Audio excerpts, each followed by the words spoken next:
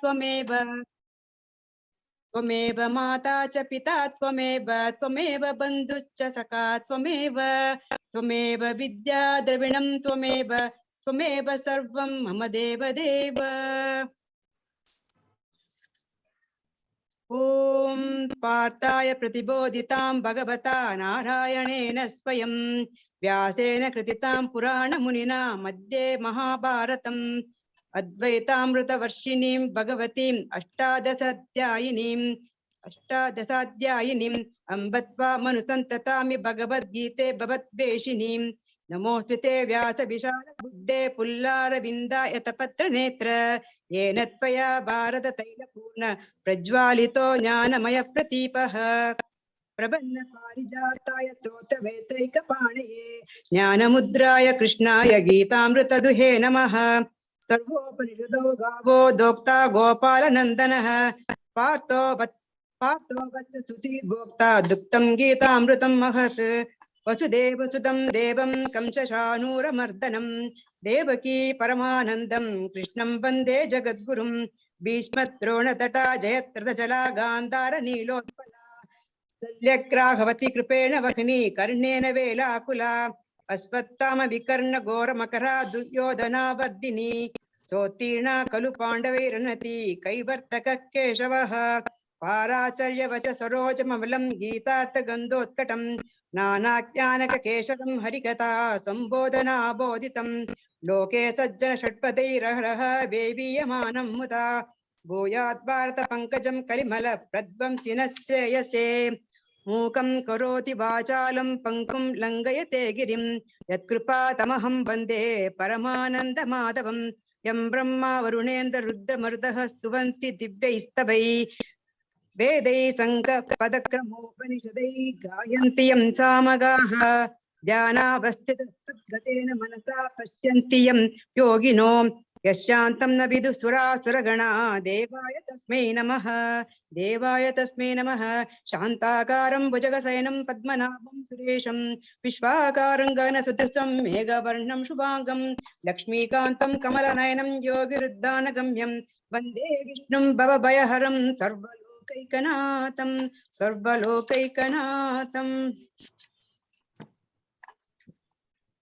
ಸ್ತೋತ್ರ 3ನೇ ಅಧ್ಯಾಯ 21ರಿಂದ 38 ತನಕ. ಪ್ರಕೃತೆ ಗುಣ ಸಂಮೂಢ ಸಜ್ಜಂತೆ ಗುಣಕರ್ಮಸು ದಾನ ಕೃಷ್ಣವಿದೋ ಮಂದಾನ್ ಕೃಷ್ಣವಿನ್ನ ವಿಶಾಲಯೇ ಮಯಿ ಸರ್ವಾಣಿ ಕರ್ಮಾಣಿ ಸನ್ಯಸ್ಯಾತ್ಯಾತ್ಯ ಛೇದಸಾ ವಿರಾಸಿ ನಿರ್ಮಮೋ ಭೂತ್ವಾ ಯುದ್ಧಸ್ವ ವಿಗದಜ್ವರ ಕೇಮೇ ಮತಮಿತಂ ನಿತ್ಯಂ ಮನುತಿಷ್ಠಂತಿ ಮಾನವಾಃ श्रद्धावन्तो न सूयन्तो मुष्यन्ते तोऽपि कर्मभिः एत्वे ततप्यसूयन्तो नानुतिष्ठन्ति मे मतं सर्वज्ञानविमूढास्तान् विद्धि नष्टान् चेदस सदृशं चेष्टते स्वस्य प्रकृते ज्ञानवानपि प्रकृतिं यान्ति भूतानि निग्रहः किं करिष्यति इन्द्रियस्यार्थे रागद्वेषौ व्यवस्थितो तयो नवसमागच्छेत् तौह्यस्य परिबन्धिनो श्रेयोन् स्वधर्मो विगुणः परधर्मात् स्वनुष्ठितात् स्वधर्मे निधनं श्रेय परधर्मो भयावहः। अर्जुन उवाच अदक्केन प्रयुक्तोऽयं पापं सरति पूरुषः अनिच्छन्नपि वाष्णेय फलादिव नियोजित। श्रीभगवानुवाच काम एष क्रोध एष रजोगुणसमुद्भव महाचनो महापाप्मा विद्येन मिह वैरिणं धूमेन वृत्र्यते वह्नि यदा तर्चो मलेन च यदोल्पेनावृतो गर्भ तथा तेनेतमावृतं। नमस्कार. ನಮಸ್ಕಾರ ಮೇಡಮ್, ತುಂಬಾ ಚೆನ್ನಾಗಿ ಓದಿದ್ರಿ. ಭಯ ಆಗತ್ತೆ ಸರ್. ಥ್ಯಾಂಕ್ ಯು ಧನ್ಯವಾದಗಳು.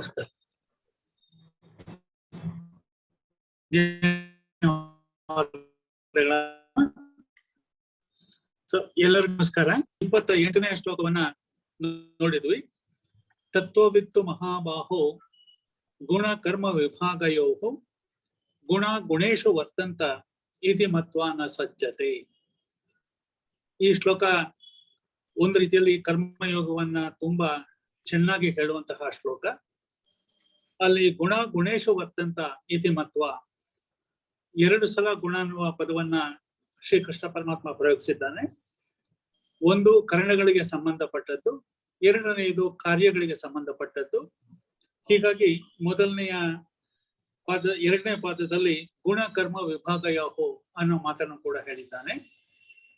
ಇಲ್ಲಿ ಕರ್ಣಾತ್ಮಕವಾದ ಗುಣಗಳು ವಿಷಯಾತ್ಮಕವಾದ ಗುಣಗಳಲ್ಲಿ ವರ್ತಿಸುತ್ತವೆ ಅಂತ ಹೇಳಿ, ನನಗೂ ಸಂಬಂಧ ಇಲ್ಲ ಅಂತ ಪ್ರತಿಯೊಬ್ಬ ಮನುಷ್ಯನ ಅರ್ಥ ಮಾಡಬೇಕು. ಯಾಕೆಂತಂದ್ರೆ ಮನುಷ್ಯನ ಆತ್ಮ ಈ ಗುಣಗಳಿಂದ ಆಗಿರೋದಿಲ್ಲ, ಬರೀ ದೇಹ ಮಾತ್ರ ಈ ಗುಣಗಳಿಂದ ಆಗಿರುತ್ತೆ. ಯಾವುದೇ ಕೆಲಸ ಆಗ್ತಾ ಇದ್ರು ಕೂಡ ಆ ಕೆಲಸ ಆಗ್ತಾ ಇರೋದು ಈ ಗುಣಗಳ ಕಾರಣದಿಂದಾಗಿ ಅನ್ನೋ ಮಾತನ್ನ ಸ್ಪಷ್ಟವಾಗಿ ಹೇಳ್ತಾನೆ. ಕರ್ಣಗಳು ಅಂತಂದ್ರೆ ಬುದ್ಧಿ, ಅಹಂಕಾರ, ಮನಸ್ಸು, ಜ್ಞಾನೇಂದ್ರಿಯ ಮತ್ತು ಕರ್ಮೇಂದ್ರಿಯಗಳು. ಕಾರ್ಯ ಅಂತಂದ್ರೆ ಈ ಪಂಚಭೂತಗಳು ಮತ್ತು ಪಂಚ ತನ್ಮಾತ್ರಗಳು. ಪಂಚಭೂತಗಳು ಅಂತಂದ್ರೆ ಪೃಥ್ವಿ, ಅಪ್, ತೇಜಸ್, ವಾಯು ಮತ್ತು ಆಕಾಶ. ತನ್ಮಾತ್ರಗಳು ಅಂತಂದ್ರೆ ಅವುಗಳದೇ ಸೂಕ್ಷ್ಮ ರೂಪ, ಅಂದ್ರೆ ಸೂಕ್ಷ್ಮ ರೂಪದಲ್ಲಿರುವಂತಹ ಪೃಥ್ವಿ, ಸೂಕ್ಷ್ಮ ರೂಪದಲ್ಲಿರುವಂತಹ ನೀರು ಇತ್ಯಾದಿ. ಈ ಮಾತನ್ನ ಯಾಕೆ ಕೃಷ್ಣ ಪರಮಾತ್ಮ ಹೇಳ್ತಾನೆ ಅಂತಂದ್ರೆ,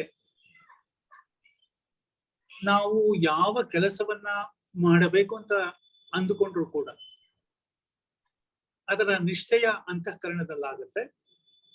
ಬಹಿರೂಪದಲ್ಲಿ ಆ ಕೆಲಸಗಳು ಆಗ್ತಾ ಹೋಗುತ್ತೆ. ಆ ಕೆಲಸಗಳನ್ನ ಮಾಡಿಸುವುದು ಮತ್ತೆ ಮಾಡುವುದು ಕೂಡ ಈ ಪ್ರಕೃತಿಯಲ್ಲಿರುವಂತಹ ಸಹಜವಾದಂತಹ ಆ ಗುಣಗಳು, ಸತ್ವರಜಸ್ತಮೋ ಗುಣಗಳು, ಅವುಗಳ ಕಾರಣದಿಂದ ಈ ಎಲ್ಲ ಕ್ರಿಯೆಗಳು ಜಗತ್ತಿನಲ್ಲಿ ನಡೀತಾ ಹೋಗುತ್ತವೆ. ಮತ್ತೆ ಇದಕ್ಕೆ ವ್ಯಕ್ತಿ ತನ್ನೊಳಗಿರುವಂತಹ ಪರಮಾತ್ಮನನ್ನ ಇದಕ್ಕೆ ಮಾಡಬಾರದು. ಆತ್ಮ ಇವೆಲ್ಲಿಂದ ಅನ್ನೋ ಮಾತನ್ನ ಈ ಶ್ಲೋಕದಲ್ಲಿ ಹೇಳ್ತಾನೆ.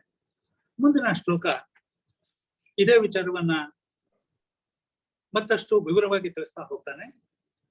ನೋಡಿ ಸ್ವಲ್ಪ ಈ 29ನೇ ಶ್ಲೋಕ.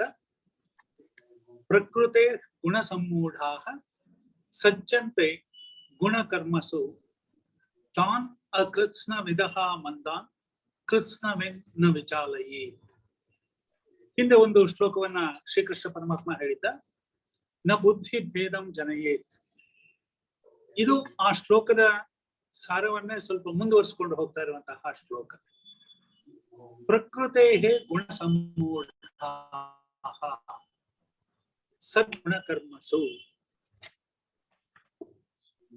ತಾನ್ ಅಕೃತ್ಸ್ನ ವಿದಃ ಮಂದಾನ್ ಕೃತ್ಸ್ನವಿತ್ ನ ವಿಚಾಲಯೇತ್.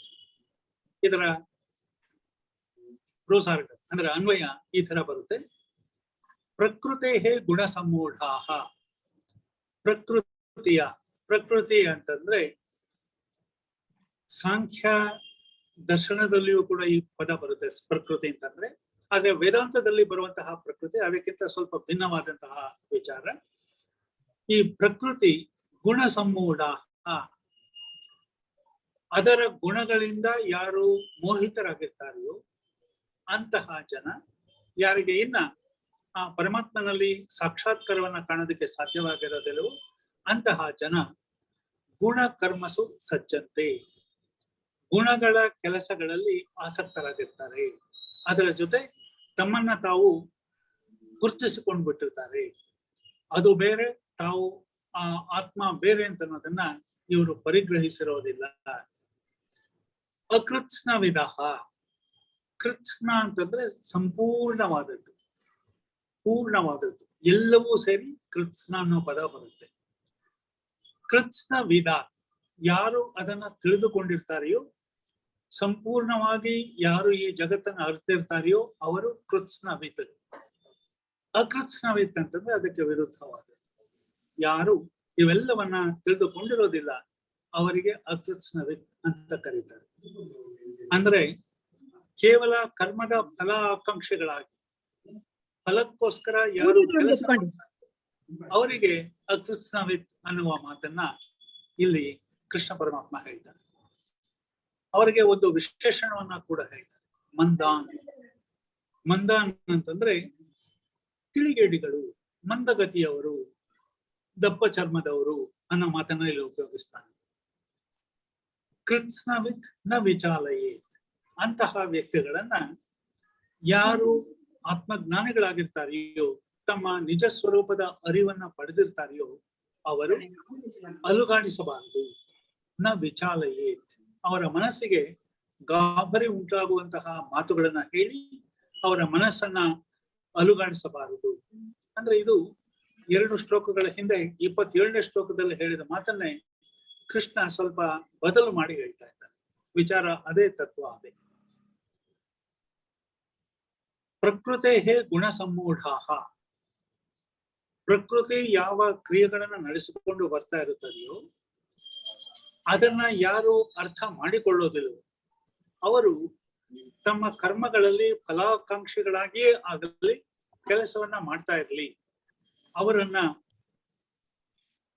ನೀವು ಯಾವುದೇ ಕಾರಣಕ್ಕೂ ಕೂಡ ಜ್ಞಾನಿಗಳಾಗಿದ್ದ ಪಕ್ಷದಲ್ಲಿ ಅವರನ್ನ ವಿಚಲಿತ ಮಾಡಬೇಡಿ. ಅವರು ತಮ್ಮ ಕೆಲಸವನ್ನ ಮಾಡಿಕೊಂಡು ಹೋಗೋದಕ್ಕೆ ಆಸ್ಪದ ಕೊಡಿ. ಅವರ ಬಗ್ಗೆ ಕೆಟ್ಟ ಮಾತನಾಡೋದಾಗ್ಲಿ ಅವರನ್ನ ಗದರೋದಾಗ್ಲಿ ಮಾಡಬೇಡಿ. ಅದರಿಂದ ಯಾವುದೇ ಉಪಯೋಗ ಆಗೋದಿಲ್ಲ. ಅದರ ಬದಲು ಉಪಯೋಗಕ್ಕಿಂತ ಹೆಚ್ಚಾಗಿ ಅಲ್ಲಿ ಕ್ಲೇಶವೇ ಉಂಟಾಗುತ್ತೆ. ಆದ್ದರಿಂದ ಆ ಕೆಲಸ ಮಾಡೋದಕ್ಕೆ ಹೋಗೋದು ಬೇಡ ಅನ್ನೋ ಮಾತನ್ನ ಇಲ್ಲಿ ಹೇಳ್ತಾರೆ. ಒಂದ್ಸಲ ಪ್ರತಿಯೊಂದು ಪದದ ಅರ್ಥವನ್ನ ನೋಡಿ. ಪ್ರಕೃತೆ ಪ್ರಕೃತಿಯ ಗುಣ ಸಮ್ಮೂಢಾಹ, ಗುಣಗಳಿಂದ ಮೋಹ ಪರವಶರಾಗಿರುವವರು.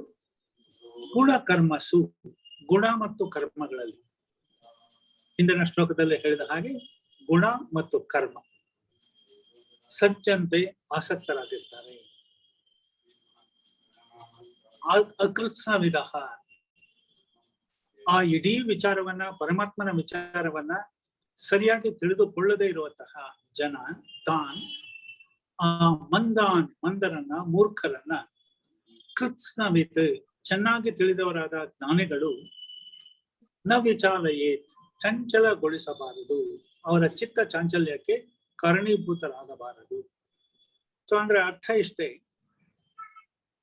ಒಬ್ಬ ವ್ಯಕ್ತಿ ಮಂದಬುದ್ಧಿಯವನಾಗಿದ್ದಾಗ ಅವನು ತಮೋ ಗುಣಕ್ಕೆ ಒಳಗಾದ್ರೆ ಯಾವುದೇ ಕೆಲಸ ಮಾಡದೆ ಸುಮ್ಮನೆ ಕೂತ್ಬಿಡ್ತಾನೆ. ಅದಕ್ಕಿಂತ ರಜೋಗುಣಕ್ಕೆ ವಶನಾಗಿ ಕೆಲಸವನ್ನ ಮಾಡ್ತಾ ಇದ್ದ ಪಕ್ಷದಲ್ಲಿ ಮುಂದೆಂದೋ ಅವನಿಗೆ ಆ ಮನಸ್ಸಿನ ಎಲ್ಲ ಕೊಳಗಳು ನಾಶವಾಗಿ ಅವನಲ್ಲಿ ಬುದ್ಧಿ ಜನ್ಯವಾಗಿ ಅವನು ದೇವರ ಇರುವನ್ನ, ತನ್ನಲ್ಲಿಯೇ ಇರುವಂತಹ ಪರಮಾತ್ಮನನ್ನ ಸಾಕ್ಷಾತ್ಕರಿಸಿಕೊಳ್ಳೋದಕ್ಕೆ ಸಾಧ್ಯವಾಗುತ್ತೆ. ಆದ್ರಿಂದ ಅಂತಹ ವ್ಯಕ್ತಿಗೆ ಅವನಿಗೆ ಅರ್ಥವಾಗದೇ ಇರುವ ಪ್ರಸಕ್ತ ಸ್ಥಿತಿಯಲ್ಲಿ ಅವನು ಅರಿಯಲಾರದಂತಹ ಮಹತ್ತರವಾದ ತತ್ವವನ್ನು ಬೋಧಿಸೋದಕ್ಕೆ ಪ್ರಯತ್ನ ಪಟ್ರೆ ಅವನಿಗೆ ಅದು ಅರ್ಥವಾಗೋದಿಲ್ಲ, ಕೆಲಸವನ್ನು ನಿಲ್ಲಿಸಿಬಿಡ್ತಾನೆ. ಹೀಗಾಗಿ ಅದರಿಂದ ಅವನಿಗೆ ತೊಂದರೆಯಾಗುತ್ತೆ ಅನ್ನೋ ಮಾತನ್ನ ಇಲ್ಲಿ ಕೃಷ್ಣ ಪರಮಾತ್ಮ ಹೇಳ್ತಾ ಇದ್ದಾರೆ. ಅಂತಹವರ ಚಿತ್ತ ಚಾಂಚಲ್ಯಕ್ಕೆ ಕಾರಣರಾಗೋದು ಬೇಡ. ಅವರು ತಮ್ಮ ಕೆಲಸದಲ್ಲಿ ಮುಂದುವರಿಯಲಿ. ಯಾಕೆಂತಂದ್ರೆ ಯಾರು ತಮ್ಮ ಕೆಲಸಗಳನ್ನ ಈಗ ಮಾಡ್ತಾ ಇದ್ದಾರೆಯೋ ಅವರಿಗೆ ಸದ್ಯದಲ್ಲಿ ಸತ್ಯದ ಜ್ಞಾನ ಉಂಟಾಗದೇ ಇರಬಹುದು, ಅರಿವು ಉಂಟಾಗದೇ ಇರಬಹುದು, ಅವರಿಗೆ ಜ್ಞಾನ ನಿಷ್ಠೆ ಇಲ್ಲದೆ ಇರಬಹುದು. ಆದರೆ ತಮ್ಮ ಕೆಲಸವನ್ನ ಹೀಗೆ ಮಾಡ್ತಾ ಇರುವಾಗ ಕೆಲ ದಿನಗಳ ನಂತರ ಅವರ ಮನಸ್ಸು ತಿಳಿಯಾಗುತ್ತೆ, ಅವರ ಬುದ್ಧಿ ತಿಳಿಯುತ್ತೆ. ಆವಾಗ ಅವರು ಈ ವಿಚಾರವನ್ನ ಅರ್ಥ ಮಾಡ್ಕೊಳ್ಳೋದಕ್ಕೆ ಶಕ್ತರಾಗ್ತಾರೆ. ಎಲ್ಲಿಯ ತನಕ ಅವರಿಗೆ ಈ ಬ್ರಹ್ಮಜ್ಞಾನದ ತಿಳಿವನ್ನ ತಿಳಿಸಿಕೊಡೋದು ಕಷ್ಟವಾಗುತ್ತದೆಯೋ ಅಲ್ಲಿಯ ತನಕ ಅವರು ಈ ಕರ್ಮನಿಷ್ಠೆಯಲ್ಲಿಯೇ ಇರಲಿ. ಅದರಿಂದ ತೊಂದರೆ ಏನಾಗೋದಿಲ್ಲ, ತಡವಾಗಬಹುದು ಅಷ್ಟೇ ಆತ್ಮಜ್ಞಾನ.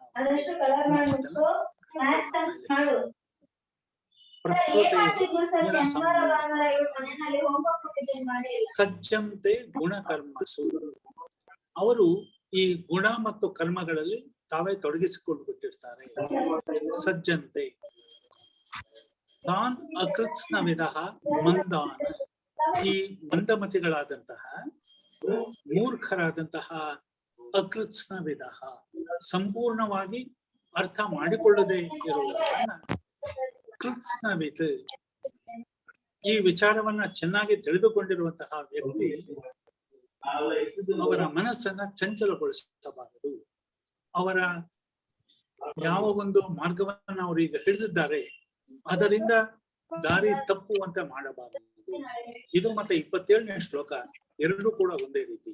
26ನೇ ಶ್ಲೋಕ ನ ಬುದ್ಧಿ ಭೇದಂ ಜನಯೇತ್ ಅಜ್ಞಾನಂ ಸರ್ವಸಂಗಿನಾಂ ಕರ್ಮ ಸಂಗಿನಾಂ ಜೋಷಯೇತ್ ಸರ್ವಕರ್ಮಾಣಿ ವಿದ್ವಾನ್ ಯುಕ್ತ ಸಮಾಚಾರ ಅಂತ 26ನೇ ಶ್ಲೋಕದಲ್ಲಿ ಯಾವ ಮಾತನ್ನ ಕೃಷ್ಣ ಪರಮಾತ್ಮ ಹೇಳಿದ್ದ ಅದೇ ಮಾತನ್ನ ಇಲ್ಲಿಯೂ ಕೂಡ ಮತ್ತೆ ಹೇಳ್ತಾ ಇದ್ದಾರೆ. ಅಂದ್ರೆ ವ್ಯಕ್ತಿ ಯಾವ ಮಟ್ಟದಲ್ಲಿ ಈಗ ಇರ್ತಾನೆಯೋ ಆ ಮಟ್ಟವನ್ನ ಉತ್ತಮಪಡಿಸಿಕೊಳ್ಳೋದಕ್ಕೆ ಪ್ರಯತ್ನ ಪಡಬೇಕು. ಮಂದನಾಗಿರುವಂತಹ ವ್ಯಕ್ತಿ ಬುದ್ಧಿವಂತನಾಗಬೇಕಾದ್ರೆ ತನ್ನ ಕೆಲಸದಲ್ಲಿ ನಿಷ್ಠೆ ಇಟ್ಟು ತನ್ನ ಕೆಲಸವನ್ನ ಮುಂದುವರಿಸಿಕೊಂಡು ಹೋಗ್ತಾ ಇದ್ರೆ ಅವನಿಗೆ ಜ್ಞಾನ ಯಾವುದೋ ಒಂದು ಸಂದರ್ಭದಲ್ಲಿ ತಾನಾಗಿ ಒದಗಿ ಬರುತ್ತೆ. ಅಂತಹ ಸಂದರ್ಭದಲ್ಲಿ ಅವನಿಗೆ ಈ ಮಾತುಗಳನ್ನ ಹೇಳಿದ್ರೆ ಅಂದ್ರೆ ಜ್ಞಾನ ಮಾರ್ಗವನ್ನ ಉಪದೇಶಿಸಿದ್ರೆ ಖಂಡಿತ ಅವನು ಅರ್ಥ ಮಾಡ್ಕೋತಾನೆ. ಅದು ಬಿಟ್ಟು ಈಗಲೇ ಅವನಿಗೆ ಉಪದೇಶ ಮಾಡೋದಕ್ಕೆ ಹೊರಟ್ರೆ ಈ ಕಡೆ ಆ ಉಪದೇಶವನ್ನ ಅವನು ಸರಿಯಾಗಿ ಅರಗಿಸ್ಕೊಳ್ಳೋದಕ್ಕೆ ಆಗೋದಿಲ್ಲ. ತಾನು ಮಾಡ್ತಾ ಇರೋ ಕೆಲಸದಲ್ಲಿ ತಪ್ಪಿದೆ ಅಂತ ಅಂದ್ಕೊಂಡು ಅದನ್ನು ಬಿಟ್ಟು ಬಿಡ್ತಾನೆ. ಅದರಿಂದ ಅವನಿಗೂ ನಷ್ಟ, ಸಮಾಜಕ್ಕೂ ನಷ್ಟ. ಆದ್ರಿಂದ ಅಂತಹ ಒಂದು ಪರಿಸ್ಥಿತಿ ಬಾರದ ಹಾಗೆ ಜಾಣ್ಮೆಯಿಂದ ಕೃತ್ಸ್ನವಿನಃ ಎಲ್ಲವನ್ನೂ ಬಲ್ಲಂತಹ ಜ್ಞಾನಿಗಳು ತಿಳ್ಕೋಬೇಕಾಗಿದೆ. ಇದು ಈ ಒಂದು ಶ್ಲೋಕದ ಮುಖ್ಯವಾದಂತಹ ತಾತ್ಪರ್ಯ. ಮುಂದೆ 3ನೇ ಶ್ಲೋಕದಲ್ಲಿ ಇದೇ ವಿಚಾರವನ್ನ ಇನ್ನೂ ಸ್ವಲ್ಪ ಮುಂದಕ್ಕೆ ತೆಗೆದುಕೊಂಡು ಹೋಗಿ ಇಲ್ಲಿ ಟೋಟಲ್ ಸರೆಂಡರ್ ಅಂತ ನಾವೇನ್ ಕರಿತೀವಿ, ಅಂದ್ರೆ ರಾಮಾನುಜರು ಯಾವ ಮತವನ್ನ ಸ್ಥಾಪಿಸಿದರೋ ಅದರಲ್ಲಿ ತುಂಬಾ ಹೆಚ್ಚಾಗಿ ನಾವು ಕಾಣುವಂತಹ ಈ ಭಕ್ತಿಯನ್ನ ಈ ಒಂದು ಶ್ಲೋಕದಲ್ಲಿ ನಾವು ಕಾಣ್ತೀವಿ. ಅಂದ್ರೆ ನಿನ್ನ ಎಲ್ಲ ವಿಚಾರಗಳನ್ನ ನನಗೆ ಸಮರ್ಪಿಸಿಬಿಟ್ಟು ನೀನು ನಿನ್ನ ಕೆಲಸವನ್ನ ಮಾಡ್ತಾ ಹೋಗು. ಅಂದ್ರೆ ಸಂಪೂರ್ಣ ಪ್ರಪತ್ತಿ ಅಂತ ಏನ್ ಕರಿತೀವಿ ಆ ವಿಚಾರ ಇಲ್ಲಿ ಬಂದಿದೆ. ಮಯಿ ಸರ್ವಾಣಿ ಕರ್ಮಾಣಿ ಸನ್ಯಸ್ಯ ಅಧ್ಯಾತ್ಮ ಚೇತಸ ನಿರಾಶೀಹಿ ನಿರ್ಮಮೋ ಭೂತ್ವ ಯುದ್ಧಸ್ವ ವಿಗತ ಜ್ವರ. ಇದು ಆ ಭಕ್ತಿಯ ಪರಾಕಾಷ್ಠೆ ಒಂದು ರೀತಿಯಲ್ಲಿ. ಇಲ್ಲಿಯೂ ಕೂಡ ಅವನಿನ್ನೂ ಜ್ಞಾನಕ್ಕೆ ಅರ್ಹನಾಗಿಲ್ಲ, ಆದರೆ ಆ ದಿಕ್ಕಿನಲ್ಲಿ ಸಾಕ್ತಾ ಇದ್ದಾನೆ ಅರ್ಜುನ. ಇಲ್ಲಿ ಅರ್ಜುನನಿಗೆ ಉಪದೇಶ ಕೊಡ್ತಾ ಇರುವಂತಹ ಭಗವಂತ ಹೇಳ್ತಾ ಇದ್ದಾನೆ, ಮಯಿ ಸರ್ವಾಣಿ ಕರ್ಮಾಣಿ ಸನ್ಯಸ್ಯ. ನೀನು ಮಾಡ್ತಾ ಇರುವ ಎಲ್ಲ ಕೆಲಸಗಳನ್ನ ನನಗೆ ಭಗವಂತನಿಗೆ ಅರ್ಪಣೆ ಮಾಡಿ. ಯಾವ ರೀತಿಯಲ್ಲಿ ಅರ್ಪಣೆ ಮಾಡಬೇಕು? ಅಧ್ಯಾತ್ಮ ಚೇತಸ, ಧ್ಯಾನ ನಿಷ್ಠೆಯ ಮನಸ್ಸುಳ್ಳವನಾಗಿ ಸಂಪೂರ್ಣವಾಗಿ ಅದರಲ್ಲಿ ನೀನು ನಿನ್ನ ಮನಸ್ಸನ್ನ ಇಟ್ಟು ಆಧ್ಯಾತ್ಮಿಕ ಸ್ತರದಲ್ಲಿ ನಿಂತು ಯಾವ ರೀತಿಯಲ್ಲಿ ಅದನ್ನ ಅರ್ಪಣೆ ಮಾಡಬೇಕು? ನಿರಾಶೀಹಿ ನಿರ್ಮಮೋ ಭೂತ್ವ, ಆಸೆಗಳಿಲ್ಲದೆ ಮಮಕಾರವಿಲ್ಲದೆ ನೀನು ನಿನ್ನ ಕೆಲಸವನ್ನ ಮಾಡು. ಯಾವ ಕೆಲಸ? ಯುದ್ಧಸ್ವ, ಕ್ಷತ್ರಿಯನಾಗಿ ನಿನ್ನ ಕರ್ತವ್ಯ ಈಗಿರೋದು ಯುದ್ಧ ಮಾಡುವಂಥದ್ದು. ಆ ಕೆಲಸವನ್ನ ನೀನು ಮಾಡು. ಹೇಗೆ? ವಿಗತ ಜ್ವರ, ನಿನ್ನ ಮನಸ್ಸಿನಲ್ಲಿ ಈಗ ಭಯ ಉಂಟು, ಸಂತಾಪ ಇದೆ, ಮತ್ತೆ ದುಗುಡ ತುಂಬಿದೆ, ಉದ್ವೇಗ ಇದೆ, ಪರಿತಾಪ ಇದೆ. ಇದೆಲ್ಲವನ್ನ ಬಿಟ್ಟು ಶಾಂತ ಚಿತ್ತನಾಗಿ ಏಕೈಕ ವಸ್ತುನಿಷ್ಠವಾಗಿ ನೀನು ನಿನ್ನ ಮನಸ್ಸನ್ನ ನನ್ನಲ್ಲಿಟ್ಟು ಈ ಕೆಲಸವನ್ನ ಮಾಡು. ಆವಾಗ ಖಂಡಿತವಾಗಿಯೂ ಕೂಡ ನೀನು ನಿನ್ನ ಕೆಲಸದಲ್ಲಿ ಜಯಗಳಿಸುವೆ. ನಿನ್ನ ಕಾಮನೆಗಳನ್ನೆಲ್ಲ ಬತ್ತಿಸಿಕೊಂಡು ಮಮಕಾರ ಇಲ್ಲದೆ ಈ ಫಲಾಪೇಕ್ಷೆಯನ್ನ ಸಂಪೂರ್ಣವಾಗಿ ದೂರ ಮಾಡಿ ನನ್ನಲ್ಲಿಯೇ ಎಲ್ಲ ವಿಚಾರಗಳನ್ನ ನೀನು ಅಣಗಿಸಿಕೊಟ್ಟು ಯುದ್ಧ ಮಾಡಿದರೆ ನಿನ್ನ ಯಾವ ತೊಂದರೆಗಳು ಇಲ್ಲದೆ, ನಿನ್ನ ಮನಸ್ಸಿಗೆ ದುಗುಡ ಇಲ್ಲದೆ ನೀನು ಯುದ್ಧದಲ್ಲಿ ಜಯಶಾಲಿಯಾಗ್ತೀಯ ಅನ್ನೋ ಮಾತನ್ನ ಇಲ್ಲಿ ಹೇಳ್ತಾನೆ. ನಿರಾಶಿ, ನಿನಗೆ ಆಸೆಯೂ ಬೇಡ. ಯುದ್ಧದಲ್ಲಿ ಗೆಲ್ತೀನೋ ಸೋಲ್ತೀನೋ ಅನ್ನೋ ವಿಚಾರವೂ ಕೂಡ ನಿನಗೆ ಸೇರಿದ್ದಲ್ಲ. ಬರೀ ಕೆಲಸ ಮಾಡುವುದಷ್ಟೇ ನಿನ್ನ ಕೆಲಸವನ್ನ ಮಾಡು ಅಂತ ಹೇಳ್ತಾನೆ. ಈ ಶ್ಲೋಕ ತುಂಬಾ ಉತ್ತಮವಾದಂತಹ ಶ್ಲೋಕ. ಅಧ್ಯಾತ್ಮ ಚೇತಸ ಅಂದ್ರೆ ಆತ್ಮನಿಷ್ಠೆಯ ಮನಸ್ಸಿನಿಂದ, ಹಿಂದೆ ಬ್ರಹ್ಮಾರ್ಪಣಂ ಬ್ರಹ್ಮಹವೈಹಿ ಅನ್ನೋ ಮಾತುಗಳೆಲ್ಲ ಮುಂದೆನೂ ಬರುತ್ತವೆ. ಆ ಒಂದು ವಿಚಾರಕ್ಕೆ ಅನುಗುಣವಾಗಿ ಆಧ್ಯಾತ್ಮಿಕ ಮನಸ್ಸಿನಿಂದ, ಆತ್ಮನಿಷ್ಠೆಯ ಮನಸ್ಸಿನಿಂದ ಸರ್ವಾಣಿ ಕರ್ಮಾಣಿ, ನೀನು ಮಾಡಬೇಕಾಗಿರುವ ಎಲ್ಲ ಕರ್ಮಗಳನ್ನು, ಪ್ಲೂರಲ್ ಅಲ್ಲಿ ಇದೆ, ಬರೀ ಒಂದೇ ಕೆಲಸ ಅಲ್ಲ, ಯುದ್ಧ ಮಾಡೋದು ಒಂದೇ ಅಲ್ಲ, ಅದರ ಜೊತೆ ಆನುಷಂಗಿಕವಾಗಿ ನೀನು ಮಾಡಬೇಕಾದಂತಹ ಎಲ್ಲ ಕ್ರಿಯೆಗಳನ್ನ ಕೂಡ ಮೈ ಸಂನ್ಯಸ್ಯ, ನನ್ನಲ್ಲಿ ಸಮರ್ಪಣೆ ಮಾಡಿ ಬಿಟ್ಟು ನಿರಾಶೀಹಿ, ಆಸೆ ಇಲ್ಲದೆ, ತುಂಬಾ ಮುಖ್ಯವಾದಂತಹ ಪದ ಇದು.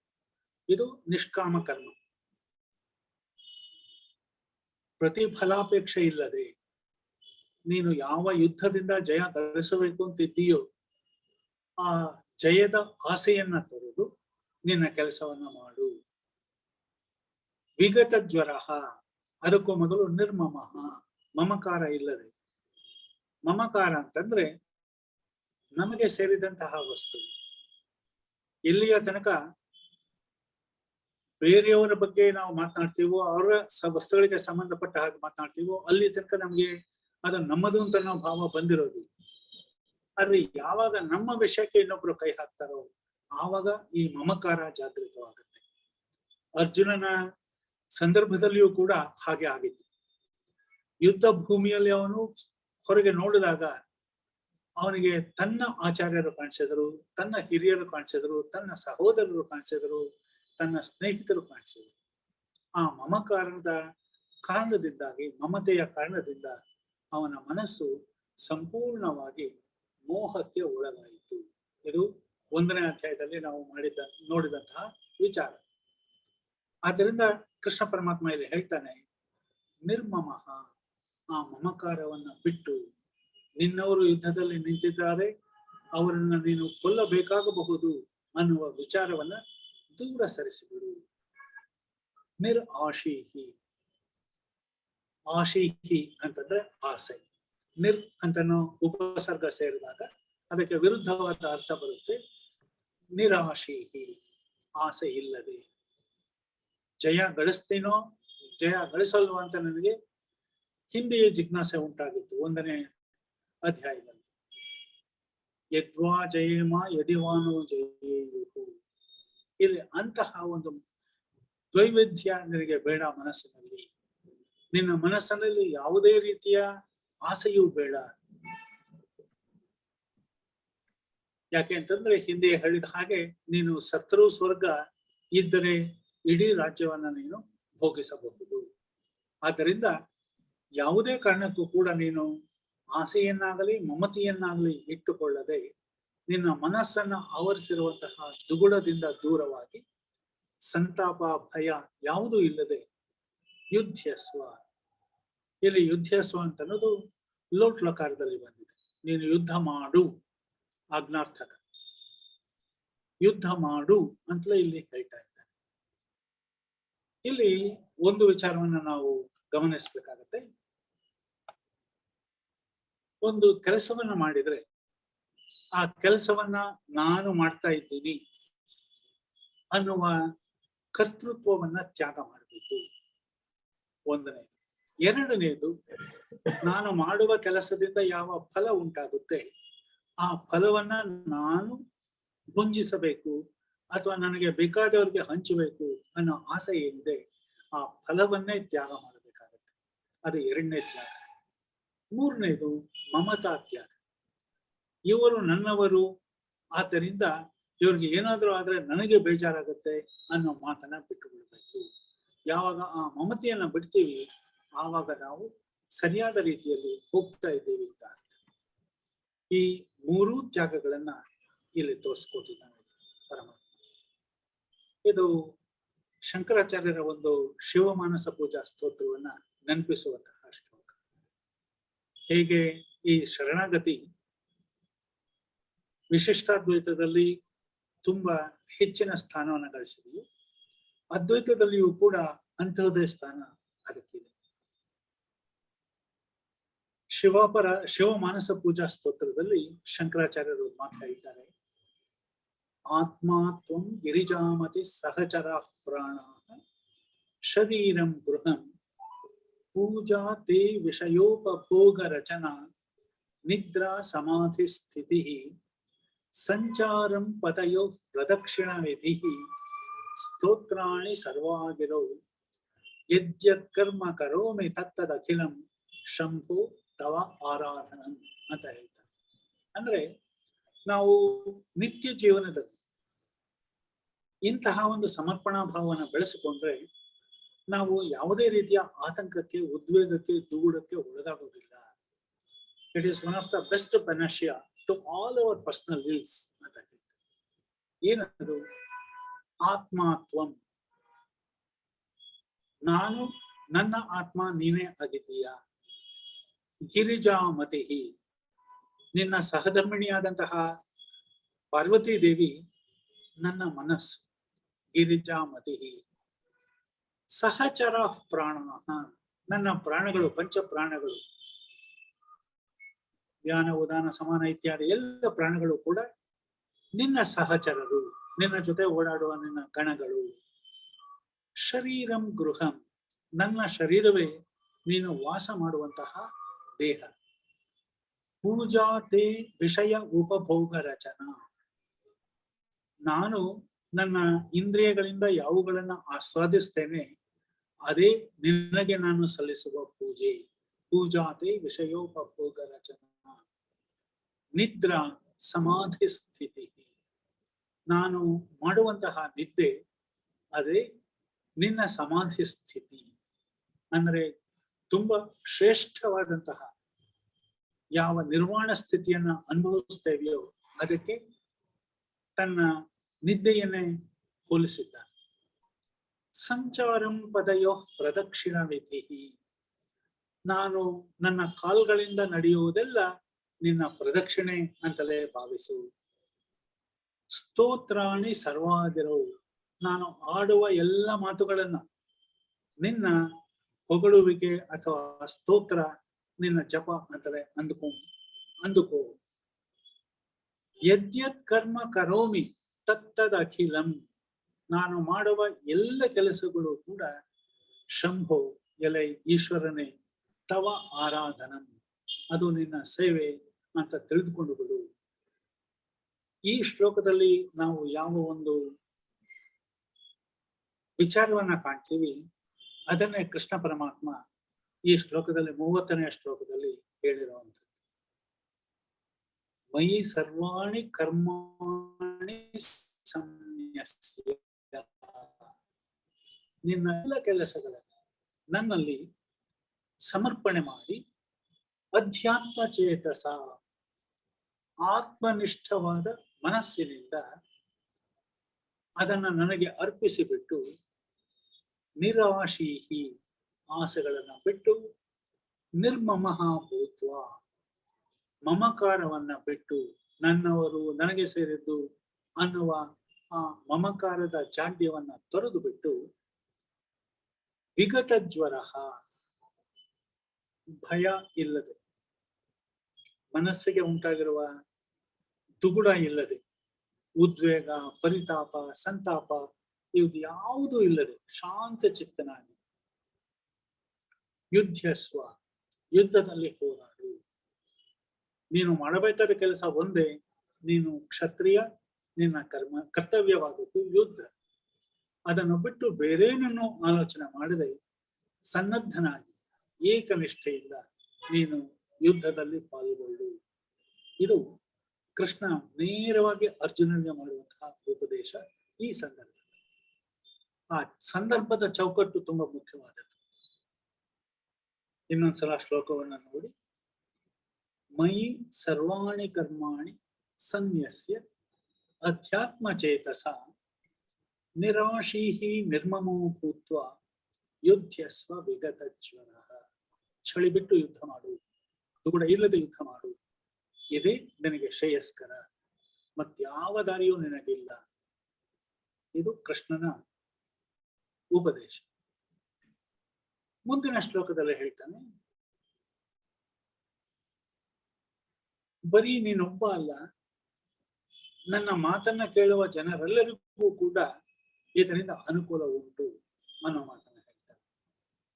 ನಾನು ಯಾವ ತತ್ವಗಳನ್ನ ಇಲ್ಲಿ ಪ್ರತಿಪಾದಿಸ್ತಾ ಇದ್ದೀನಿ, ನಿಜ ಅದಕ್ಕೊಂದು ಚೌಕಟ್ಟಿದೆ, ಅದಕ್ಕೊಂದು ಸಮಯ ಇದೆ, ಸಂದರ್ಭ ಇದೆ. ನಿನಗಾಗಿ ನಾನು ಆಡಿರುವಂತಹ ಮಾತುಗಳಿವೆ. ಆದರೆ ಅವುಗಳ ಸಾಧಾರಣೀಕರಣ ಕೂಡ ಅಷ್ಟೇ ಶ್ರೇಯಸ್ಕರವಾದದ್ದು. ನಾನು ಆಡೋ ಮಾತುಗಳನ್ನ ಜನ ಪರಿಪಾಲನೆ ಮಾಡಿದರೆ ಅವರಿಗೂ ಕೂಡ ಇದರಿಂದ ಒಳ್ಳೆಯದಾಗುತ್ತೆ, ಶ್ರೇಯಸ್ಸು ಉಂಟಾಗುತ್ತೆ ಅನ್ನೋ ಮಾತನ್ನ ಹೇಳ್ತಾರೆ.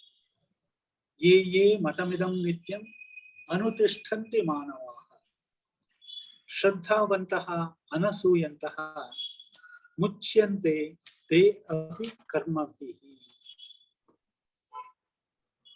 ಇಲ್ಲಿ ಎರಡು ವಿಶೇಷಣಗಳನ್ನ ಕೃಷ್ಣ ಪರಮಾತ್ಮ ಬಳಸ್ತಾನೆ. ಅನಸೂಯಂತಹ, ಶ್ರದ್ಧಾವಂತಹ. ತುಂಬಾ ಮುಖ್ಯವಾದಂತಹ ಪದಗಳು. ಅವುಗಳ ಅರ್ಥ ಸ್ವಲ್ಪ ವಿಶಾಲವಾಗಿ ತಿಳ್ಕೊಬೇಕಾಗತ್ತೆ.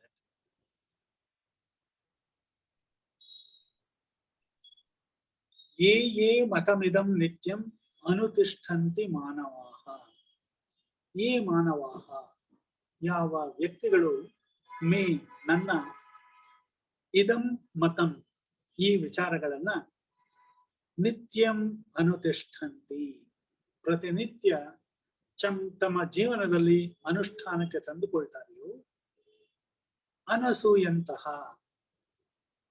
ಅಸೂಯೆ ಪಟ್ಟುಕೊಳ್ಳದೆ, ಶ್ರದ್ಧಾವಂತಹ ಶ್ರದ್ಧಾನ್ವಿತರಾಗಿ ಶ್ರದ್ಧೆಯಿಂದ ತುಂಬಿದವರಾಗಿ, ಅಂತಹ ತೇ ಅಪಿ ಅವರೂ ಕೂಡ ಕರ್ಮಭಿ ಮುಚ್ಯಂತೆ ತಮ್ಮ ಕರ್ಮ ಫಲಗಳಿಂದ ಬಿಡುಗಡೆ ಹೊಂದುತ್ತಾರೆ.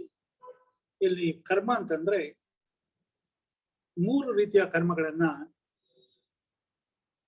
ವೇದಾಂತಿಗಳು ಗುರುತಿಸ್ತಾರೆ. ಅವುಗಳಲ್ಲಿ ಸಂಚಿತ ಕರ್ಮ ಅಂತ ಒಂದು. ಸಂಚಿತ ಅಂತಂದ್ರೆ ನಾವು ಹಿಂದಿನ ಜನ್ಮಗಳಲ್ಲಿ ಯಾವ ಕರ್ಮಗಳನ್ನ ಮಾಡಿರ್ತೀವಿ ಅವಕ್ಕೆಲ್ಲ ಒಟ್ಟು ಅರ್ಥ ಸಂಚಿತ ಅಂತ. ಯಾಕೆಂದ್ರೆ ಅದು ನಾವು ಗಂಟು ಮಾಡಿಟ್ಟುಕೊಂಡದ್ದು. ಈ ಸಂಚಿತ ಕರ್ಮಗಳು ಪ್ರತಿಯೊಬ್ಬ ವ್ಯಕ್ತಿಯಲ್ಲಿಯೂ ಇದ್ದೇ ಇರುತ್ತೆ. ಯಾಕೆಂತಂದ್ರೆ ನಾವು ಈಗ ಇದ್ದೀವಿ ಅಂತಂದ್ರೆ ಅರ್ಥ ಹಿಂದೆ ಇದ್ವಿ. ಹಿಂದೆ ಇದ್ದಾಗ ಯಾವ ಜನ್ಮಗಳಲ್ಲಿ ಏನೇನು ಕರ್ಮಗಳನ್ನ ಮಾಡಿದ್ವಿ, ಒಳ್ಳೆಯದಾಗ್ಲಿ ಕೆಟ್ಟದ್ದಾಗ್ಲಿ, ಅವೆಲ್ಲವೂ ಕೂಡ ಒಂದು ಇಡಿಗಂಟಾಗಿ ಕೂತಿರುತ್ತೆ. ಅದು ಸಂಚಿತ ಕರ್ಮ. ಎರಡನೆಯದು ಪ್ರಾರಬ್ಧ. ಪ್ರಾರಬ್ಧ ಅಂತ ಬಹಳ ಸುಲಭವಾಗಿ ನಮ್ಮ ಭಾಷೆಯಲ್ಲೂ ಕೂಡ ಅದನ್ನ ಬಳಸ್ಬಿಡ್ತೀವಿ. ಆದ್ರೆ ಪ್ರಾರಬ್ಧ ಅಂತ ಅನ್ನೋದಕ್ಕೆ ವೇದಾಂತದಲ್ಲಿ ವಿಶೇಷವಾದಂತಹ ಅರ್ಥ ಇದೆ. ಪ್ರಾರಬ್ಧ ಅಂತಂದ್ರೆ ಈ ಇಡುಗಂಟಾಗಿ ಇಟ್ಟಲ್ಪಟ್ಟಂತಹ ಕರ್ಮಗಳಲ್ಲಿ ಯಾವುದು ಈಗ ನಮ್ಮ ಅನುಭವಕ್ಕೆ ಬರ್ತಾ ಇರುತ್ತೋ, ತಮ್ಮ ಫಲವನ್ನ ಯಾವ ಕರ್ಮಗಳು ಕೊಡ್ತಾ ಹೋಗ್ತಾ ಇರುತ್ತವೆಯೋ ಅದಕ್ಕೆ ಪ್ರಾರಬ್ಧ ಅಂತ ಹೇಳ್ತಾರೆ. ಪ್ರಕರ್ಷೇಣ ಆರಬ್ಧಂ ಪ್ರಾರಬ್ಧಂ. ಯಾವುದು ಅತಿ ಹೆಚ್ಚು ಕಾರಣೀಭೂತವಾಗಿ ಇವತ್ತು ನಡ್ಕೊಂಡು ಬರ್ತಾ ಇರುತ್ತೆ, ಅದರ ಫಲ ನಾವು ತಿಂತಾ ಇರ್ತೀವಿ, ಅದಕ್ಕೆ ಈ ಮಾತು ಬಂದಿದೆ, ಪ್ರಾರಬ್ಧ ಅಂತ. ಮತ್ತೆ ಮೂರನೇದು ಆಗಾಮಿ ಕರ್ಮ ಅಂತ. ಈ ಆಗಾಮಿ ಕರ್ಮ ಅಂತ ಅನ್ನೋದು ನಾವು ಈಗ ಮಾಡ್ತಾ ಇರುವಂತಹ ಒಳ್ಳೆಯ ಅಥವಾ ಕೆಟ್ಟ ಕೆಲಸಗಳು, ಅದು ನಮ್ಮ ಜೀವನದಲ್ಲಿ ಹಾಸು ಹೊಕ್ಕಾಕ್ಬಿಡುತ್ತೆ. ಅದು ಆಗಾಮಿ ಕರ್ಮ. ಅಂದ್ರೆ ಮುಂದೆ ಬರಬಹುದಾದಂತಹ ಫಲಗಳು ಅದರಿಂದ ಹುಟ್ಟುತ್ತವೆ ಅಂತ ಹೇಳ್ತಾರೆ. ಒಬ್ಬ ವ್ಯಕ್ತಿ ಸತ್ಯನಿಷ್ಠನಾಗಿ ಅವನಿಗೆ ಆತ್ಮ ಸಾಕ್ಷಾತ್ಕಾರ ಆಗಿದ್ದ ಪಕ್ಷದಲ್ಲಿ ಅವನು ಜೀವನ್ಮುಕ್ತ ಆದರೆ ಈ ಸಂಚಿತ ಕರ್ಮ ಅವನಿಗೆ ನಷ್ಟವಾಗುತ್ತೆ. ಮತ್ತೆ ಇಡುಗಂಟಾಗಿ ಇರುವಂತಹ ಕರ್ಮ ಕೂಡ ಹೊರಟು ಹೋಗುತ್ತೆ. ಆದ್ರೆ ಈ ಪ್ರಾರಬ್ಧ ಕರ್ಮ ಮಾತ್ರ ಅಂತಹ ಜೀವನ್ಮುಕ್ತ ವ್ಯಕ್ತಿಯನ್ನು ಕೂಡ ಬಿಡುವುದಿಲ್ಲ. ಅದು ಸಂಪೂರ್ಣವಾಗಿ ಅವನು ಅನುಭವಿಸಿದ ಮೇಲೆಯೇ ಅದು ನಾಶವಾಗುವಂತಹದ್ದು. ಅಂದ್ರೆ ಮುಂದಿನ ಅಧ್ಯಾಯದಲ್ಲಿ ಒಂದು ಮಾತು ಬರುತ್ತೆ, ಜ್ಞಾನಾರ್ಥಿದಗ್ಧ ಕರ್ಮಾಣ, ಜ್ಞಾನ ಎನ್ನುವ ಅಗ್ನಿಯಿಂದ ಯಾವ ಕರ್ಮಗಳು ಸಂಪೂರ್ಣವಾಗಿ ಭಸ್ಮೀಭೂತವಾಗುತ್ತವೆಯೋ ಅಂತಹ ಸ್ಥಿತಿ. ಅಲ್ಲಿ ಭಸ್ಮವಾಗೋದು ಈ ಎರಡೇ ಕರ್ಮಗಳು, ಒಂದು ಸಂಚಿತ, ಇನ್ನೊಂದು ಆಗಾಮಿ. ಆದ್ರೆ ಈ ಪ್ರಾರಬ್ಧ ಕರ್ಮ ಮಾತ್ರ ಅದು ಫಲಗಳನ್ನ ಕೊಡೋದಿಕ್ಕೆ ಪ್ರಾರಂಭ ಮಾಡಿರೋದ್ರಿಂದಾಗಿ ಸಂಪೂರ್ಣವಾಗಿ ವ್ಯಕ್ತಿ ಅನುಭವಿಸುವ ತನಕ ಅದು ನಷ್ಟವಾಗುವುದಿಲ್ಲ. ಇದು ಕರ್ಮಗಳ ಬಗ್ಗೆ ವೇದಾಂತದಲ್ಲಿ ನಮಗೆ ಸಿಗುವಂತಹ ಕೆಲವು ವಿಷಯಗಳು. ಯಾವ ವ್ಯಕ್ತಿ ಹೇಗೆ ಇರಲಿ, ಅವಶ್ಯ ಅನುಭೋಕ್ತವ್ಯಂ ಕೃತಂ ಕರ್ಮ ಶುಭಾಶುಭಂ ಅನ್ನೋ ಮಾತು ಕೂಡ ಅಷ್ಟೇ ಸತ್ಯ. ಆದ್ರೆ ಅವು ಪ್ರಾರಬ್ಧ ಕರ್ಮಗಳಿಗೆ ಅನ್ವಯಿಸುತ್ತೆ. ಯಾರ ವಿಚಾರದಲ್ಲಿ? ಆತ್ಮಜ್ಞಾನಿಯಾದವನ ವಿಚಾರ. ಆತ್ಮಜ್ಞಾನಿಯಾದವನು ಕೂಡ ಈ ಪ್ರಾರಬ್ಧ ಕರ್ಮವನ್ನ ಅನುಭವಿಸಲೇಬೇಕು. ಅದು ಮಾತು. ಇಲ್ಲಿ ಇನ್ನೊಂದು ವಿಚಾರವನ್ನ ಹೇಳ್ತಾನೆ, ಶ್ರದ್ಧಾವಂತಹ. ಇಲ್ಲಿ ಶ್ರದ್ಧೆ ಇಲ್ಲದೆ ಇದ್ರೆ ವ್ಯಕ್ತಿ ಕೆಲಸ ಮಾಡೋದಿಲ್ಲ, ಅವನಿಗೆ ತಿಳುವಳಿಕೆ ಇರೋದಿಲ್ಲ, ಮಂದನಾಗಿರ್ತಾನೆ. ಆದ್ದರಿಂದ ಶ್ರದ್ಧಾವಿಹೀನಸ್ಯ ನತು ಪ್ರವೃತ್ತಿ. ಯಾವುದೇ ಕೆಲಸವನ್ನ, ಕಾಮ್ಯಕರ್ಮವನ್ನೇ ಆಗಲಿ, ಯಾವುದೇ ಕೆಲಸವನ್ನ ಮಾಡಬೇಕಾದ್ರೆ ಶ್ರದ್ಧೆ ಇರಬೇಕು. ಆ ಶ್ರದ್ಧೆ ಇಲ್ಲದೆ ಇದ್ರೆ ಯಾವ ವ್ಯಕ್ತಿಯೂ ಕೂಡ ಕೆಲಸ ಮಾಡೋದಕ್ಕೆ ಅವರ ಮನಸ್ಸಿನಲ್ಲಿ ಆಸೆ ಇರೋದಿಲ್ಲ, ಅಂದ್ರೆ ಪ್ರವೃತ್ತಿ ಇರೋದಿಲ್ಲ.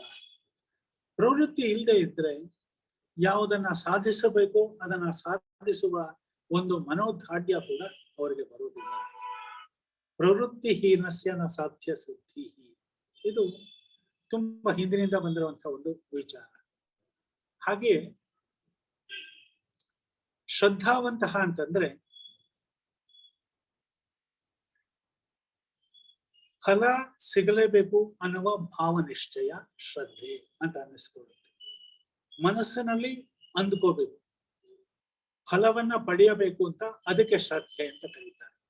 ಈ ಶ್ರದ್ಧೆಗೆ ಜಾತಿ, ವರ್ಣ, ಆಶ್ರಮ, ಧರ್ಮ, ಲಿಂಗ ಅದು ಯಾವುದೇ ಭೇದ ಇರೋದು. ಇದು ಪ್ರತಿಯೊಬ್ಬ ವ್ಯಕ್ತಿಯು ಹೊಂದಿರಬೇಕಾದಂತಹ ಗುಣ.